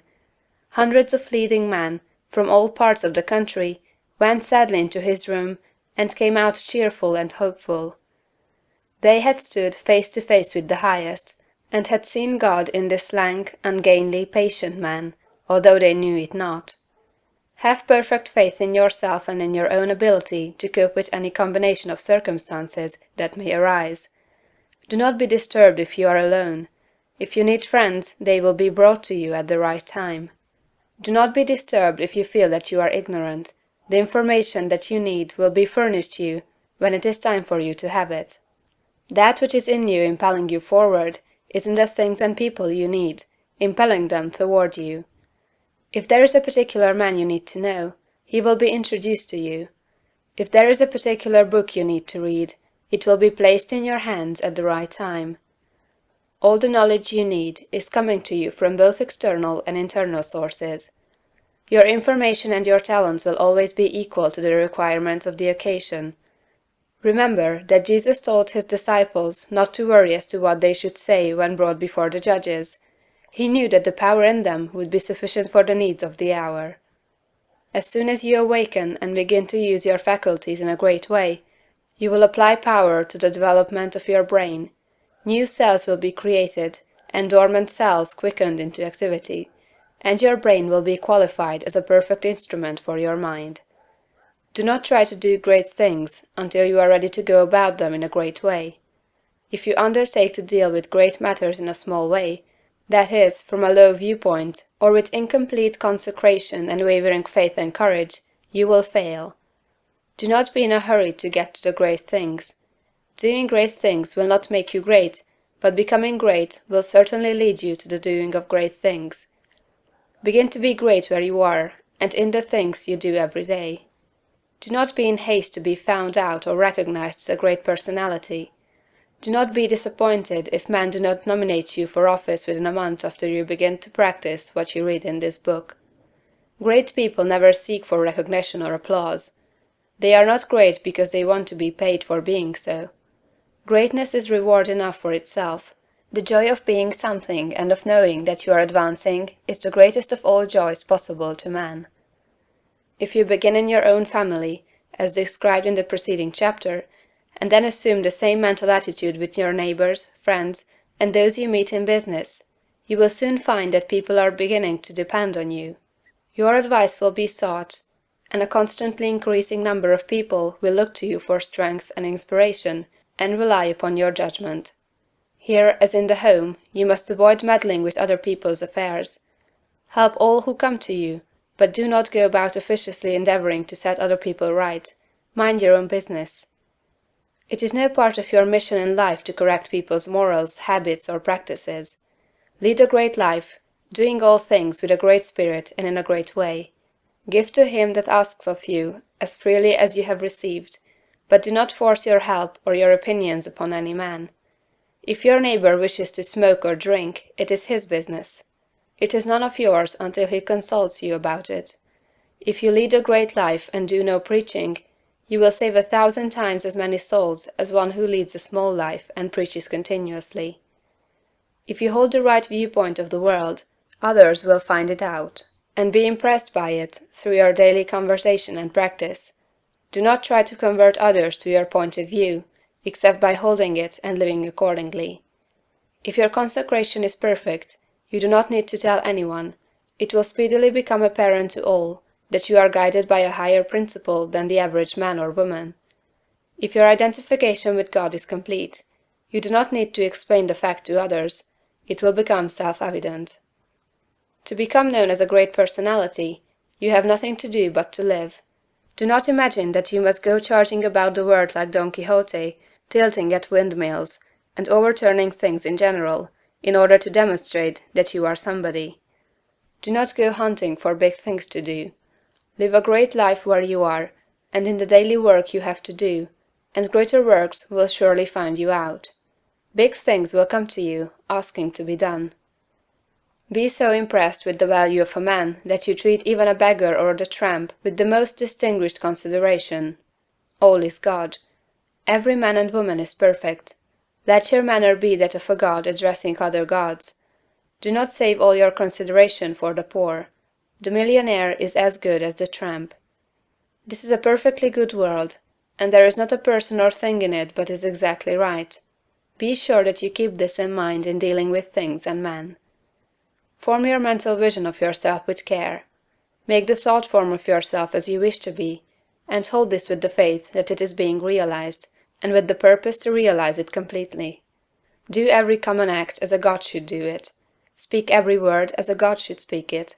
Meet men and women of both low and high estate as a god meets other divine beings. Begin thus and continue thus, and your unfolding in ability and power will be great and rapid. Chapter 16 of the Science of Being Great. Some further explanations. We go back here to the matter of the point of view, for, besides being vitally important, it is the one that is likely to give the student the most trouble. We have been trained, partly by mistaken religious teachers, to look upon the world as being like a wrecked ship, storm-driven upon a rocky coast. Utter destruction is inevitable at the end, and the most that can be done is to rescue, perhaps, a few of the crew. This view teaches us to consider the world as essentially bad and growing worse, and to believe that existing discord and inharmoniousness must continue and intensify until the end. It robs us of hope for society, government, and humanity, and gives us a decreasing outlook and contracting mind. This is all wrong. The world is not wrecked. It is like a magnificent steamer with the engines in place and the machinery in perfect order. The bunkers are full of coal, and the ship is amply provisioned for the cruise. There is no lack of any good thing. Every provision omniscience could devise has been made for the safety, comfort, and happiness of the crew. The steamer is out on the high seas, tacking hither and thither, because no one has yet learned the right course to steer. We are learning to steer, and in due time will come grandly into the harbor of perfect harmony. The world is good, and growing better. Existing discords and inharmoniousness are but the pitching of the ship incidental to our own imperfect steering. They will all be removed in due time. This view gives us an increasing outlook and an expanding mind. It enables us to think largely of society and of ourselves, and to do things in a great way. Furthermore, we see that nothing can be wrong with such a world or with any part of it, including our own affairs. If it is all moving on toward completion, then it is not going wrong. And as our own personal affairs are a part of the whole, they are not going wrong. You and all that you are concerned with are moving on toward completeness. Nothing can check this forward movement but yourself, and you can only check it by assuming a mental attitude that is at cross purposes with the mind of God. You have nothing to keep right but yourself. If you keep yourself right, nothing can possibly go wrong with you, and you can have nothing to fear. No business or other disaster can come upon you if your personal attitude is right, for you are a part of that which is increasing and advancing, and you must increase and advance with it. Moreover, your thought form will be mostly shaped according to your viewpoint of the cosmos. If you see the world as a lost and ruined thing, you will see yourself as a part of it, and as partaking in its sins and weaknesses. If your outlook for the world as a whole is hopeless, your outlook for yourself cannot be hopeful. If you see the world as declining toward its end, you cannot see yourself as advancing. Unless you think well of all the works of God, you cannot really think well of yourself, and unless you think well of yourself, you can never become great. I repeat that your place in life, including your material environment, is determined by the thought form you habitually hold of yourself. When you make a thought form of yourself, you can hardly fail to form in your mind a corresponding environment. If you think of yourself as an incapable, inefficient person, you will think of yourself with poor or cheap surroundings. Unless you think well of yourself, you will be sure to picture yourself in a more or less poverty-stricken environment. These thoughts, habitually held, become invisible forms in the surrounding mind-stuff, and are with you continually. In due time, by the regular action of the eternal creative energy, the invisible thought forms are produced in material stuff, and you are surrounded by your own thoughts made into material things. See nature as a great living and advancing presence, and see human society in exactly the same way. It is all one, coming from one source, and it is all good. You yourself are made of the same stuff as God. All the constituents of God are parts of you. Every power that God has is a constituent of man. You can move forward as you see God doing. You have within yourself the source of every power. Chapter 17 of the Science of Being Great. More about thought. Give place here to some further consideration of thought. You will never become great until your own thoughts make you great, and therefore it is of the first importance that you should think. You will never do great things in the external world until you think great things in the internal world, and you will never think great things until you think about truth, about the verities. To think great things, you must be absolutely sincere, and to be sincere, you must know that your intentions are right. Insincere or false thinking is never great, however logical and brilliant it may be. The first and most important step is to seek the truth about human relations, to know what you ought to be to other men, and what they ought to be to you. This brings you back to the search of a right viewpoint. You should study organic and social evolution. Read Darwin and Walter Thomas Mills, and when you read, think. Think the whole matter over until you see the world of things and men in the right way. Think about what God is doing until you see what He is doing.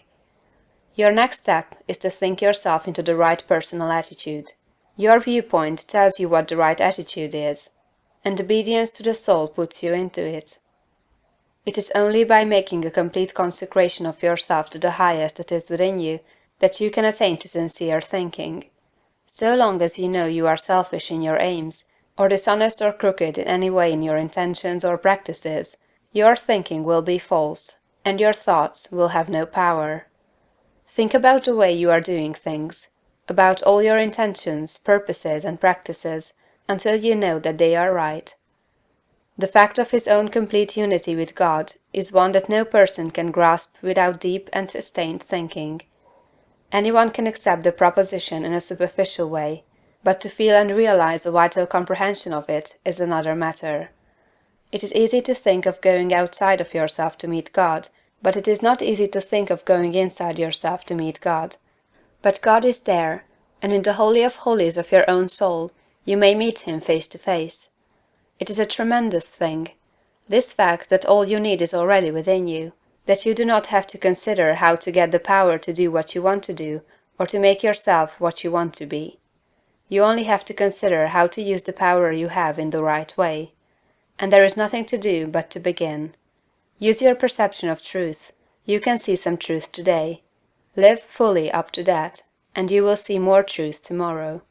To rid yourself of the old false ideas, you will have to think a great deal about the value of man, the greatness and worth of a human soul. You must cease from looking at human mistakes and look at successes. Cease from seeing faults and see virtues. You can no longer look upon men and women as lost and ruined beings that are descending into hell. You must come to regard them as shining souls who are ascending toward heaven. It will require some exercise of will-power to do this, but this is the legitimate use of the will, to decide what you will think about and how you will think. The function of the will is to direct thought. Think about the good side of man, the lovely, attractive part, and exert your will in refusing to think of anything else in connection with them.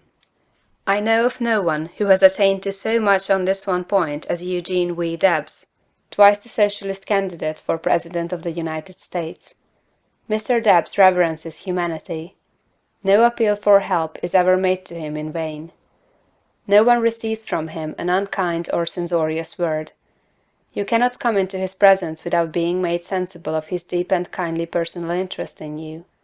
Every person, be he millionaire, grimy working man, or toil-worn woman, receives the radiant warmth of a brotherly affection that is sincere and true. No ragged child speaks to him on the street without receiving instant and tender recognition. Debs loves man. This has made him the leading figure in a great movement, the beloved hero of a million hearts, and will give him a deathless name.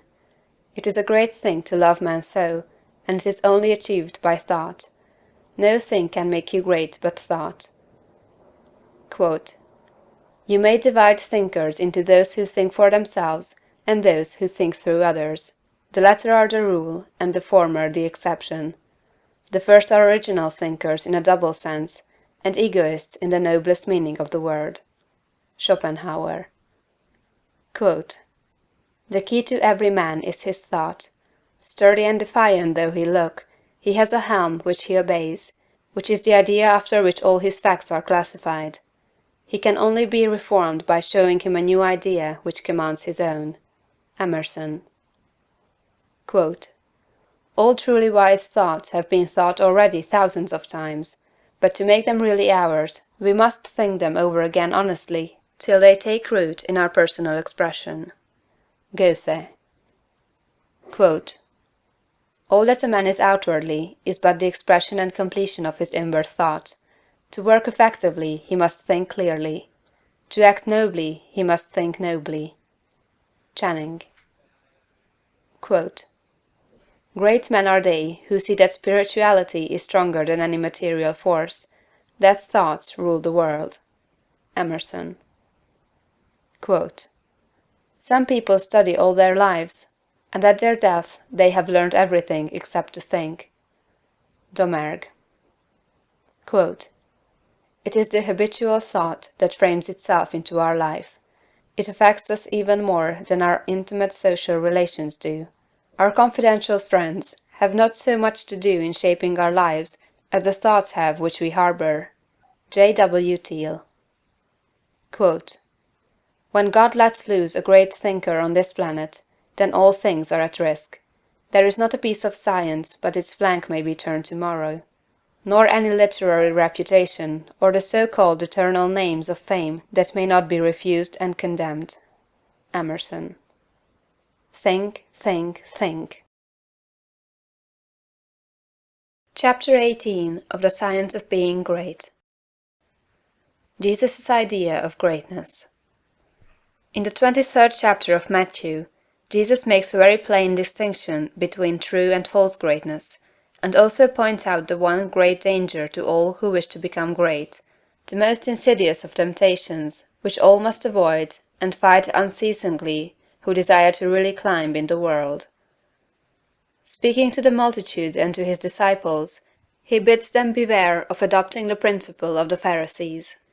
He points out that while the Pharisees are just and righteous men, honorable judges, true lawgivers, and upright in their dealings with men, they love the uppermost seats at feasts, and greetings in the marketplace, and to be called Master, Master.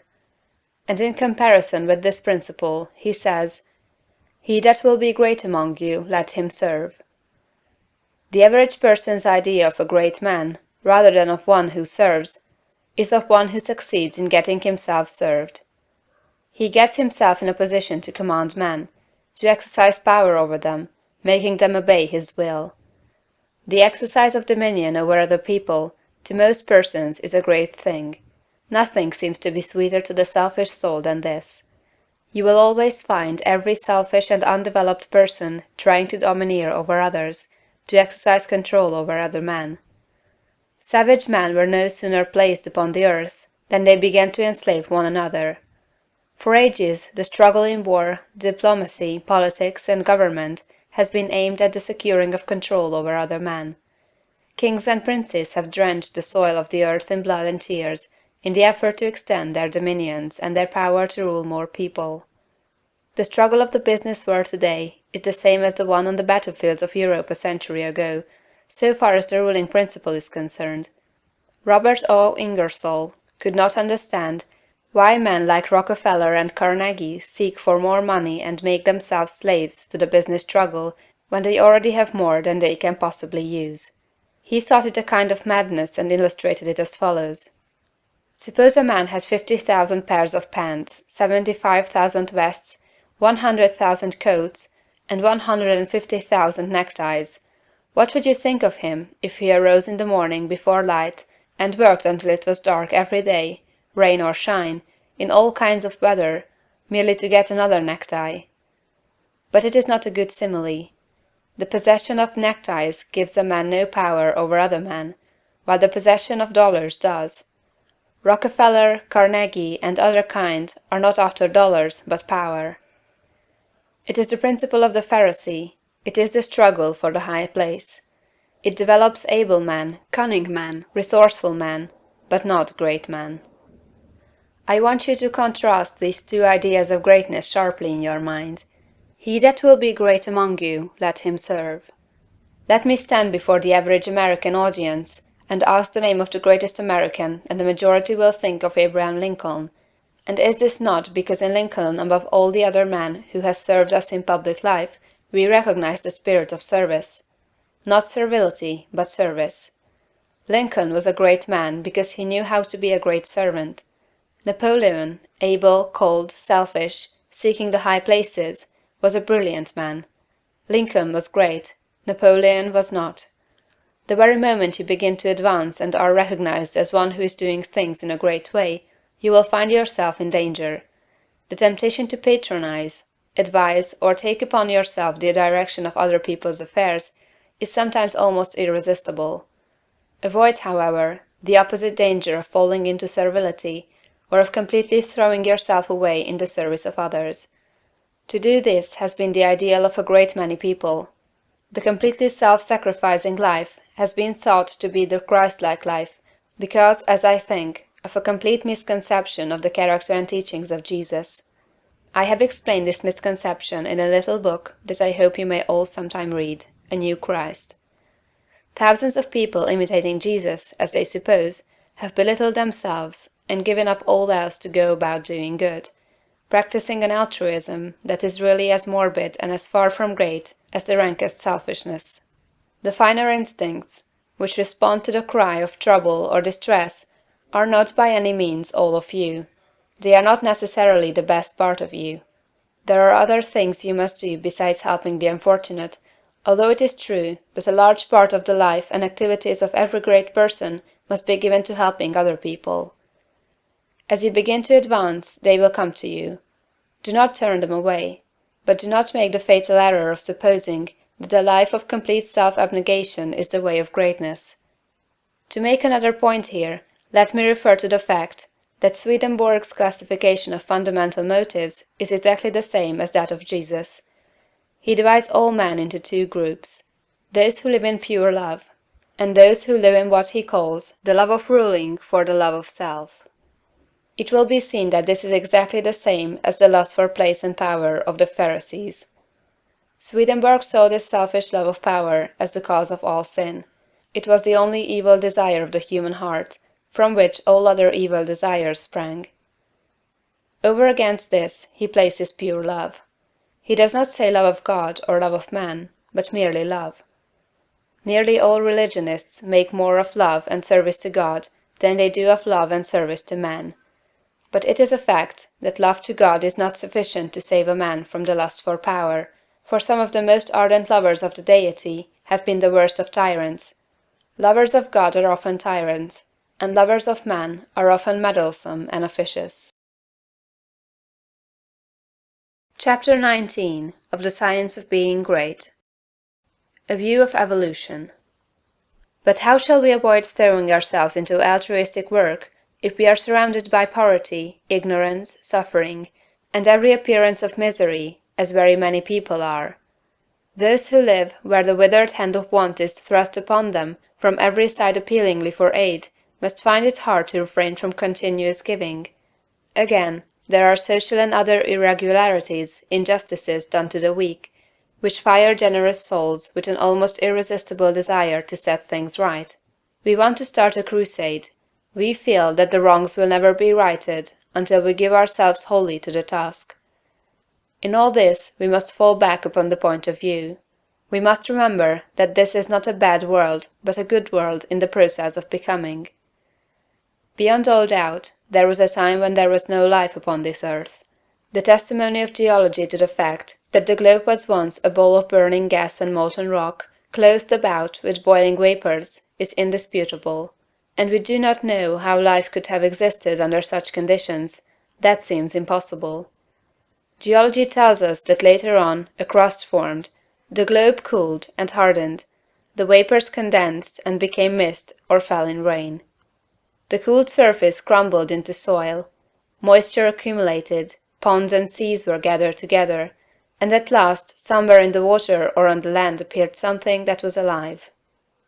It is reasonable to suppose that this first life was in single-celled organisms, but behind these cells was the insistent urge of spirit, the great one life seeking expression.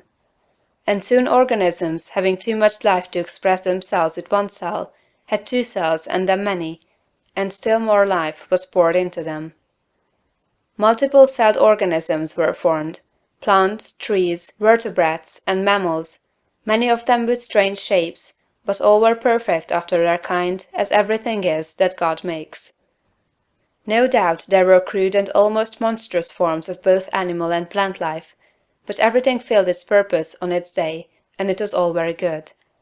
Then another day came, the great day of the evolutionary process, a day when the morning stars sang together, and the sons of God shouted for joy, to behold the beginning of the end. For man, the object aimed at from the beginning, had appeared upon the scene.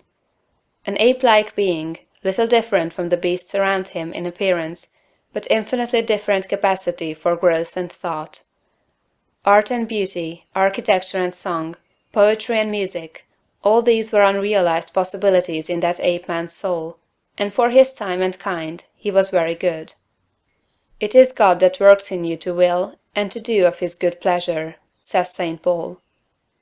From the day the first man appeared, God began to work in man, putting more and more of himself into each succeeding generation, urging them on to larger achievements and to better conditions, social, governmental, and domestic. Those who, looking back into ancient history, see the awful conditions which existed, the barbarities, idolatries, and sufferings, and reading about God in connection with these things, are disposed to feel that he was cruel and unjust to man, should pause and think. From the ape-man to the coming Christ-man, the race has had to rise. And it could only be accomplished by the successive unfolding of the various powers and possibilities latent in the human brain. God desired to express himself, to live in form, and not only that, but to live in a form through which he could express himself on the highest moral and spiritual plane. God wanted to evolve a form in which he could live as a God and manifest himself as a God. This was the aim of the evolutionary force. The ages of warfare, bloodshed, suffering, injustice, and cruelty were tempered in many ways with love and justice as time advanced. And this was developing the brain of man to a point where it should be capable of giving full expression to the love and justice of God. The end is not yet. God aims not at the perfection of a few choice specimens for exhibition, like the large berries at the top of the box, but at the glorification of the race. The time will come when the kingdom of God shall be established on earth. The time foreseen by the dreamer of the Isle of Patmos, when there shall be no crying, neither shall there be any more pain, for the former things are all passed away, and there shall be no night there. Chapter 20 of the Science of Being Great. Serving God. I have brought you thus far through the 2 preceding chapters with a view to finally settling the question of duty. This is one that puzzles and perplexes very many people who are earnest and sincere, and gives them a great deal of difficulty in its solution.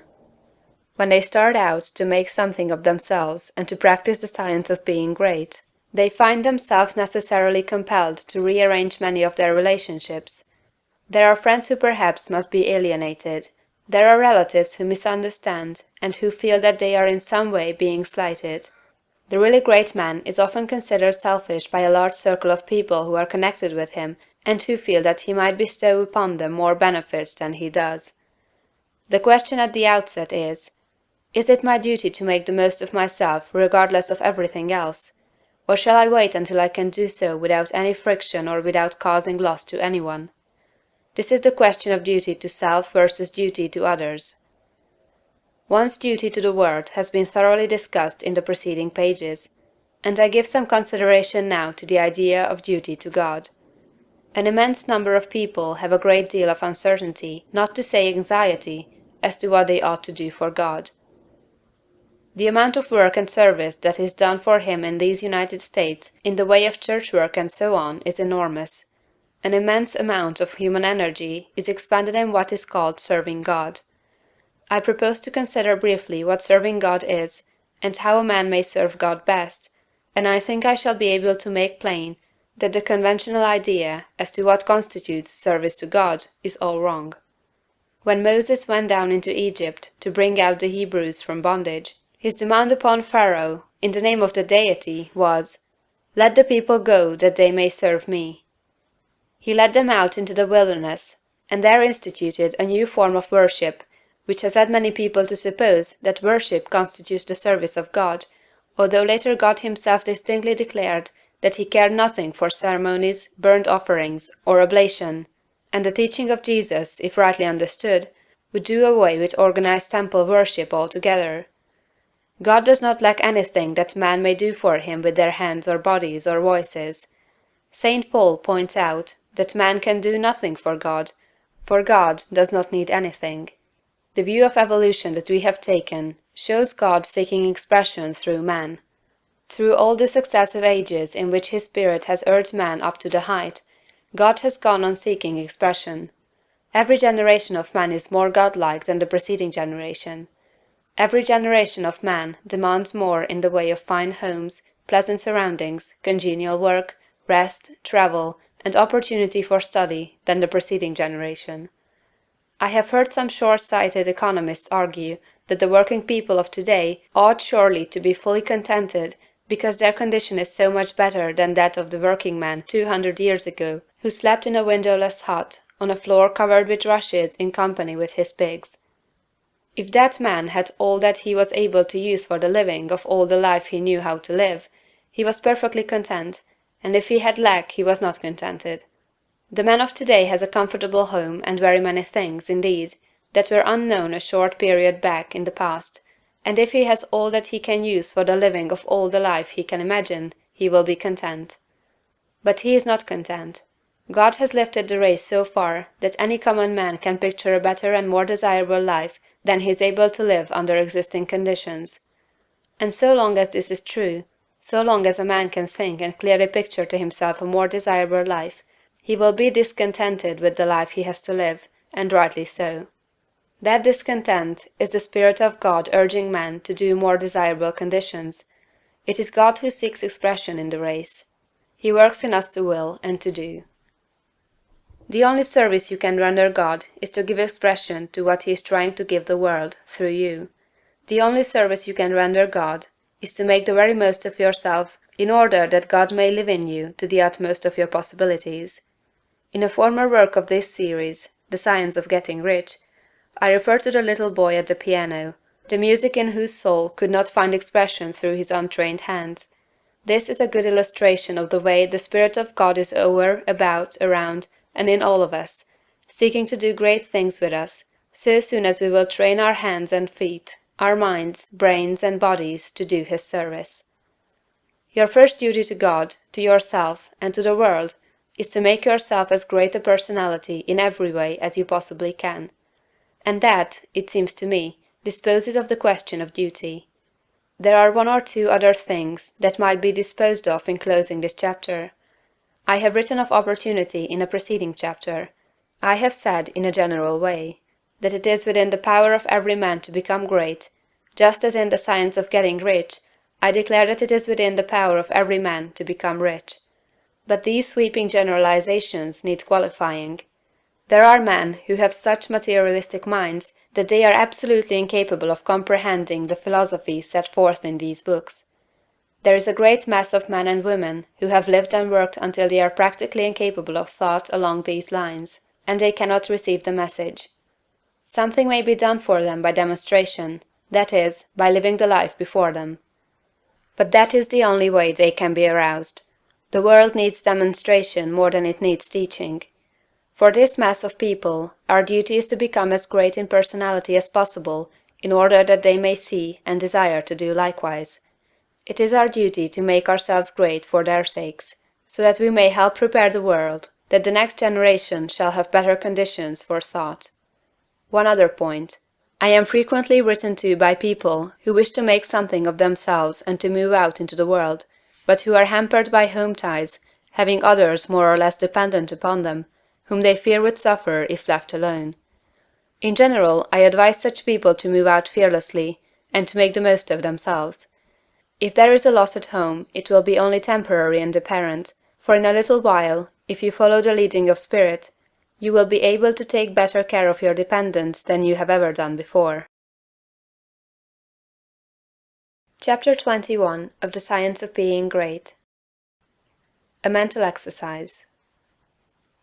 The purpose of mental exercises must not be misunderstood. There is no virtue in charms or formulated strings of words. There is no shortcut to development by repeating prayers or incantations. A mental exercise is an exercise not in repeating words, but in the thinking of certain thoughts. The phrases that we repeatedly hear become convictions, as Goethe says, and the thoughts that we repeatedly think become habitual, and make us what we are. The purpose in taking a mental exercise is that you may think certain thoughts repeatedly until you form a habit of thinking them. Then they will be your thoughts all the time. Taken in the right way and with an understanding of their purpose, mental exercises are of great value, but taken as most people take them, they are worse than useless. The thoughts embodied in the following exercise are the ones you want to think. You should take the exercise once or twice daily, but you should think the thoughts continuously. That is, do not think them twice a day for a stated time, and then forget them until it is time to take the exercise again. The exercise is to impress you with the material for continuous thought. Take a time when you can have from 20 minutes to half an hour secure from interruption, and proceed first to make yourself physically comfortable. Lie at ease in a Morris chair, or on a couch, or in bed. It is best to lie flat on your back. If you have no other time, take the exercise on going to bed at night and before rising in the morning. First let your attention travel over your body from the crown of your head to the soles of your feet, relaxing every muscle as you go. Relax completely. And next, get physical and other ills off your mind. Let the attention pass down the spinal cord and out over the nerves to the extremities, and as you do so, think, "My nerves are in perfect order all over my body. They obey my will, and I have great nerve force." Next bring your attention to the lungs and think, "I am breathing deeply and quietly, and the air goes into every cell of my lungs, which are in perfect condition. My blood is purified and made clean." Next, to the heart. My heart is beating strongly and steadily, and my circulation is perfect, even to the extremities. Next, to the digestive system. My stomach and bowels perform their work perfectly. My food is digested and assimilated, and my body rebuilt and nourished. My liver, kidneys, and bladder each perform their several functions without pain or strain. I am perfectly well. My body is resting, my mind is quiet, and my soul is at peace. I have no anxiety about financial or other matters. God, who is within me, is also in all things I want, impelling them toward me. All that I want is already given to me. I have no anxiety about my health, for I am perfectly well. I have no worry or fear whatever. I rise above all temptation to moral evil. I cast out all greed, selfishness, and narrow personal ambition. I do not hold envy, malice, or enmity toward any living soul. I will follow no course of action which is not in accord with my highest ideals. I am right, and I will do right. Viewpoint. All is right with the world.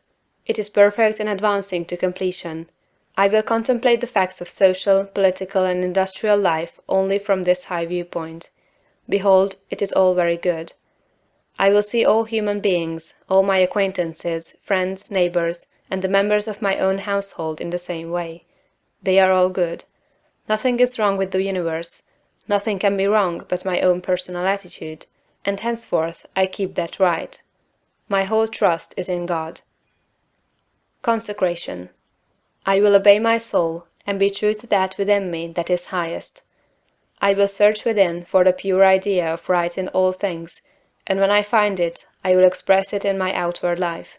I will abandon everything I have outgrown for the best I can think. I will have the highest thoughts concerning all my relationships, and my manner and action shall express these thoughts. I surrender my body to be ruled by my mind. I yield my mind to the dominion of my soul, and I give my soul to the guidance of God. Identification. There is but one substance and source, and of that I am made, and with it I am one. It is my Father. I proceeded forth and came from it. My Father and I are one, and my Father is greater than I, and I do his will. I surrender myself to conscious unity with pure spirit. There is but one, and that one is everywhere. I am one with the eternal consciousness. Idealization. Form a mental picture of yourself as you want to be, and at the greatest height your imagination can picture. Dwell upon this for some little time, holding the thought. This is what I really am. This is a picture of my own perfect and advancing to completion. I will contemplate the facts of social, political, and industrial life only from this high viewpoint. Behold, it is all very good. I will see all human beings, all my acquaintances, friends, neighbors, and the members of my own household in the same way. They are all good. Nothing is wrong with the universe. Nothing can be wrong but my own personal attitude, and henceforth I keep that right. My whole trust is in God. Realization. I appropriate to myself the power to become what I want to be, and to do what I want to do. I exercise creative energy. All the power there is mine. I will arise and go forth with power and perfect confidence. I will do mighty works in the strength of the Lord, my God. I will trust and not fear, for God is with me. Chapter 22 of the Science of Being Great. A summary of the science of being great. All men are made of the one intelligent substance, and therefore all contain the same essential powers and possibilities. Greatness is equally inherent in all, and may be manifested by all. Every person may become great. Every constituent of God is a constituent of man. Man may overcome both heredity and circumstances by exercising the inherent creative power of the soul. If he is to become great, the soul must act, and must rule the mind and the body. Man's knowledge is limited, and he falls into error through ignorance. To avoid this, he must connect his soul with the universal spirit. Universal spirit is the intelligent substance from which all things come. It is in and through all things. All things are known to this universal mind, and man can so unite himself with it as to enter into all knowledge. To do this, Man must cast out of himself everything that separates him from God. He must will to live the divine life, and he must rise above all moral temptations. He must forsake every course of action that is not in accord with his highest ideals. He must reach the right viewpoint, recognizing that God is all, in all, and that there is nothing wrong. He must see that nature, society, government, and industry are perfect in their present stage, and advancing toward completion, and that all men and women everywhere are good and perfect. He must know that all is right with the world, and unite with God for the completion of the perfect work. It is only as man sees God as the great advancing presence in all, and good in all, that he can rise to real greatness. He must consecrate himself to the service of the highest that is within himself, obeying the voice of the soul.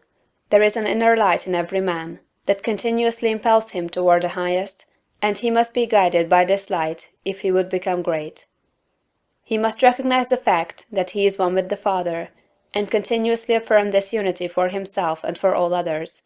He must know himself to be a God among gods, and act accordingly. He must have absolute faith in his own perceptions of truth, and begin at home to act upon these perceptions. As he sees the true and right course in small things, he must take that course. He must cease to act unthinkingly, and begin to think, and he must be sincere in his thought. He must form a mental conception of himself at the highest, and hold this conception until it is his habitual thought form of himself. This thought form he must keep continuously in view. He must outwardly realize and express that thought form in his actions. He must do everything that he does in a great way. In dealing with his family, his neighbors, acquaintances, and friends, he must make every act an expression of his ideal. The man who reaches the right viewpoint and makes full consecration, and who fully idealizes himself as great, and who makes every act, however trivial, an expression of the ideal, has already attained to greatness. Everything he does will be done in a great way. He will make himself known, and will be recognized as a personality of power. He will receive knowledge by inspiration, and will know all that he needs to know. He will receive all the material wealth he forms in his thoughts, and will not lack for any good thing. He will be given ability to deal with any combination of circumstances that may arise, and his growth and progress will be continuous and rapid. Great works will seek him out, and all men will delight to do him honor. Because of its particular value to the students of the science of being great, I close this book by giving a portion of Emerson's essay on the Oversoul. This great essay is fundamental, showing the foundation principles of monism and the science of greatness. I recommend the student to study it most carefully in connection with this book. What is the universal sense of want and ignorance, but the fine innuendo by which the great soul makes its enormous claim? Why do men feel that the natural history of man has never been written, but always he is leaving behind what you have said of him, and it becomes old, and books of metaphysics worthless? The philosophy of 6,000 years has not searched the chambers and magazines of the soul. In its experiments, there has always remained, in the last analysis, a residuum it could not resolve. Man is a stream whose source is hidden. Always our being is descending into us from we know not whence. The most exact calculator has no prescience that somewhat incalculable may not balk the very next moment. I am constrained at every moment to acknowledge a higher origin for events than the will I call mine. As with events, it is so with thoughts. When I watch that flowing river, which, out of regions I see not, pours for a season its streams into me, I see that I am a pensioner, not a cause, but a surprised spectator of this ethereal water, that I desire and look up, and put myself in the attitude of reception, but from some alien energy the visions come. The supreme critic on all the errors of the past and present, and the only prophet of that which must be, is that great nature in which we rest, as the earth lies in the soft arms of the atmosphere. That unity, that oversoul, with which every man's particular being is contained and made one with all other. That common heart, of which all sincere conversation is the worship, to which all right action is submission. That overpowering reality, which confutes our tricks and talents, and constrains every one to pass for what he is, and to speak from his character, and not from his tongue. and which evermore tends and aims to pass into our thoughts and hand, and become wisdom, and virtue, and power, and beauty. We live in succession, in division, in parts, in particles. Meantime within man is the soul of the whole, the wise silence, the universal beauty, to which every part and particle is equally related, the eternal One. And this deep power in which we exist, and whose beatitude is all accessible to us, is not only self-sufficing and perfect in every hour, but the act of seeing, and the thing seen, the seer and the spectacle, the subject and the object, are one. We see the world piece by piece, as the sun, the moon, the animal, the tree, but the whole, of which these are the shining parts, is the soul. It is only by the vision of that wisdom that the horoscope of the ages can be read, and it is only by falling back on our better thoughts, by yielding to the spirit of prophecy, which is innate in every man, that we know what it saith. Every man's words, who speaks from that life, must sound vain to those who do not dwell in the same thought on their own part. I dare not speak for it. My words do not carry its august sense. They fall short and cold. Only itself can aspire whom it will, and behold, their speech shall be lyrical and sweet, and universal as the rising of the wind. Yet I desire, even by profane words, if sacred I may not use, to indicate the heaven of this deity, and to report what hints I have collected of the transcendent simplicity and energy of the highest law. If we consider what happens in conversation, in reveries, in remorse, in times of passion, in surprises, in the instruction of dreams, wherein often we see ourselves in masquerade, the droll disguises only magnifying and enhancing a real element, and forcing it on our distinct notice, we shall catch many hints that will broaden and lighten into knowledge of the secret of nature. All goes to show that the soul in man is not an organ, but animates and exercises all the organs, is not a function, like the power of memory, of calculation, of comparison, but uses these as hands and feet, is not a faculty, but a light, is not the intellect or the will, but the master of the intellect and the will, is the vast background of our being in which they lie, an immensity not possessed, and that cannot be possessed. From within or from behind, a light shines through us upon things, and makes us aware that we are nothing, but the light is all. A man is the facade of a temple wherein all wisdom and all good abide. What we commonly call man, the eating, drinking, planting, counting man, does not, as we know him, represent himself, but misrepresents himself. Him we do not respect, but the soul whose organ he is, would he let it appear through his action, would make our knees bend. When it breathes through his intellect, it is genius; when it flows through his affection, it is love. After its own law, and not by arithmetic, is the rate of its progress to be computed. The soul's advances are not made by gradation, such as can be represented by motion in a straight line, but rather by ascension of state, such as can be represented by metamorphosis, from the egg to the worm, from the worm to the fly. The growths of genius are of a certain total character, that does not advance the elect individual first over John, then Adam, then Richard, and give to each the pain of discovered inferiority, but by every throe of growth, the man expands there where he works, passing, at each pulsation, classes, populations of men. With each divine impulse, the mind rents the thin rinds of the visible and finite, and comes out into eternity, and inspires and expires its air. This is the law of moral and of mental gain. The simple rise, as by specific levity, not into a particular virtue, but into the region of all the virtues. They are in the spirit that contains them all. The soul is superior to all the particulars of merit. The soul requires purity, but purity is not it; requires justice, but justice is not that; requires beneficence, but is somewhat better. So that there is a kind of dissent and accommodation felt when we leave speaking of moral nature, to urge a virtue which it enjoins. For, to the soul in her pure action, all the virtues are natural, and not painfully acquired. Speak to his heart, and the man becomes suddenly virtuous. Within the same sentiment is the germ of intellectual growth, which obeys the same law. Those who are capable of humility, of justice, of love, of aspiration, are already on a platform that commands the sciences and arts, speech and poetry, action and grace. For whoso dwells in this moral beatitude does already anticipate those special powers which men prize so highly. Just as love does justice to all the gifts of the object beloved. The lover has no talent, no skill, which passes for quiet nothing with his enamoured maiden, however little she may possess of related faculty; and the heart that abandons itself to the Supreme Mind finds itself related to all its works, and will travel a royal road to particular knowledge and powers. For, in ascending to this primary and aboriginal sentiment, we have come from our remote station on the circumference instantaneously to the centre of the world, where, as in the closet of God, we see causes, and anticipate the universe, which is but a slow effect. End of chapter 22, and end of The Science of Being Great, by Wallace D. Wattles. Recorded by Diana Meilinger,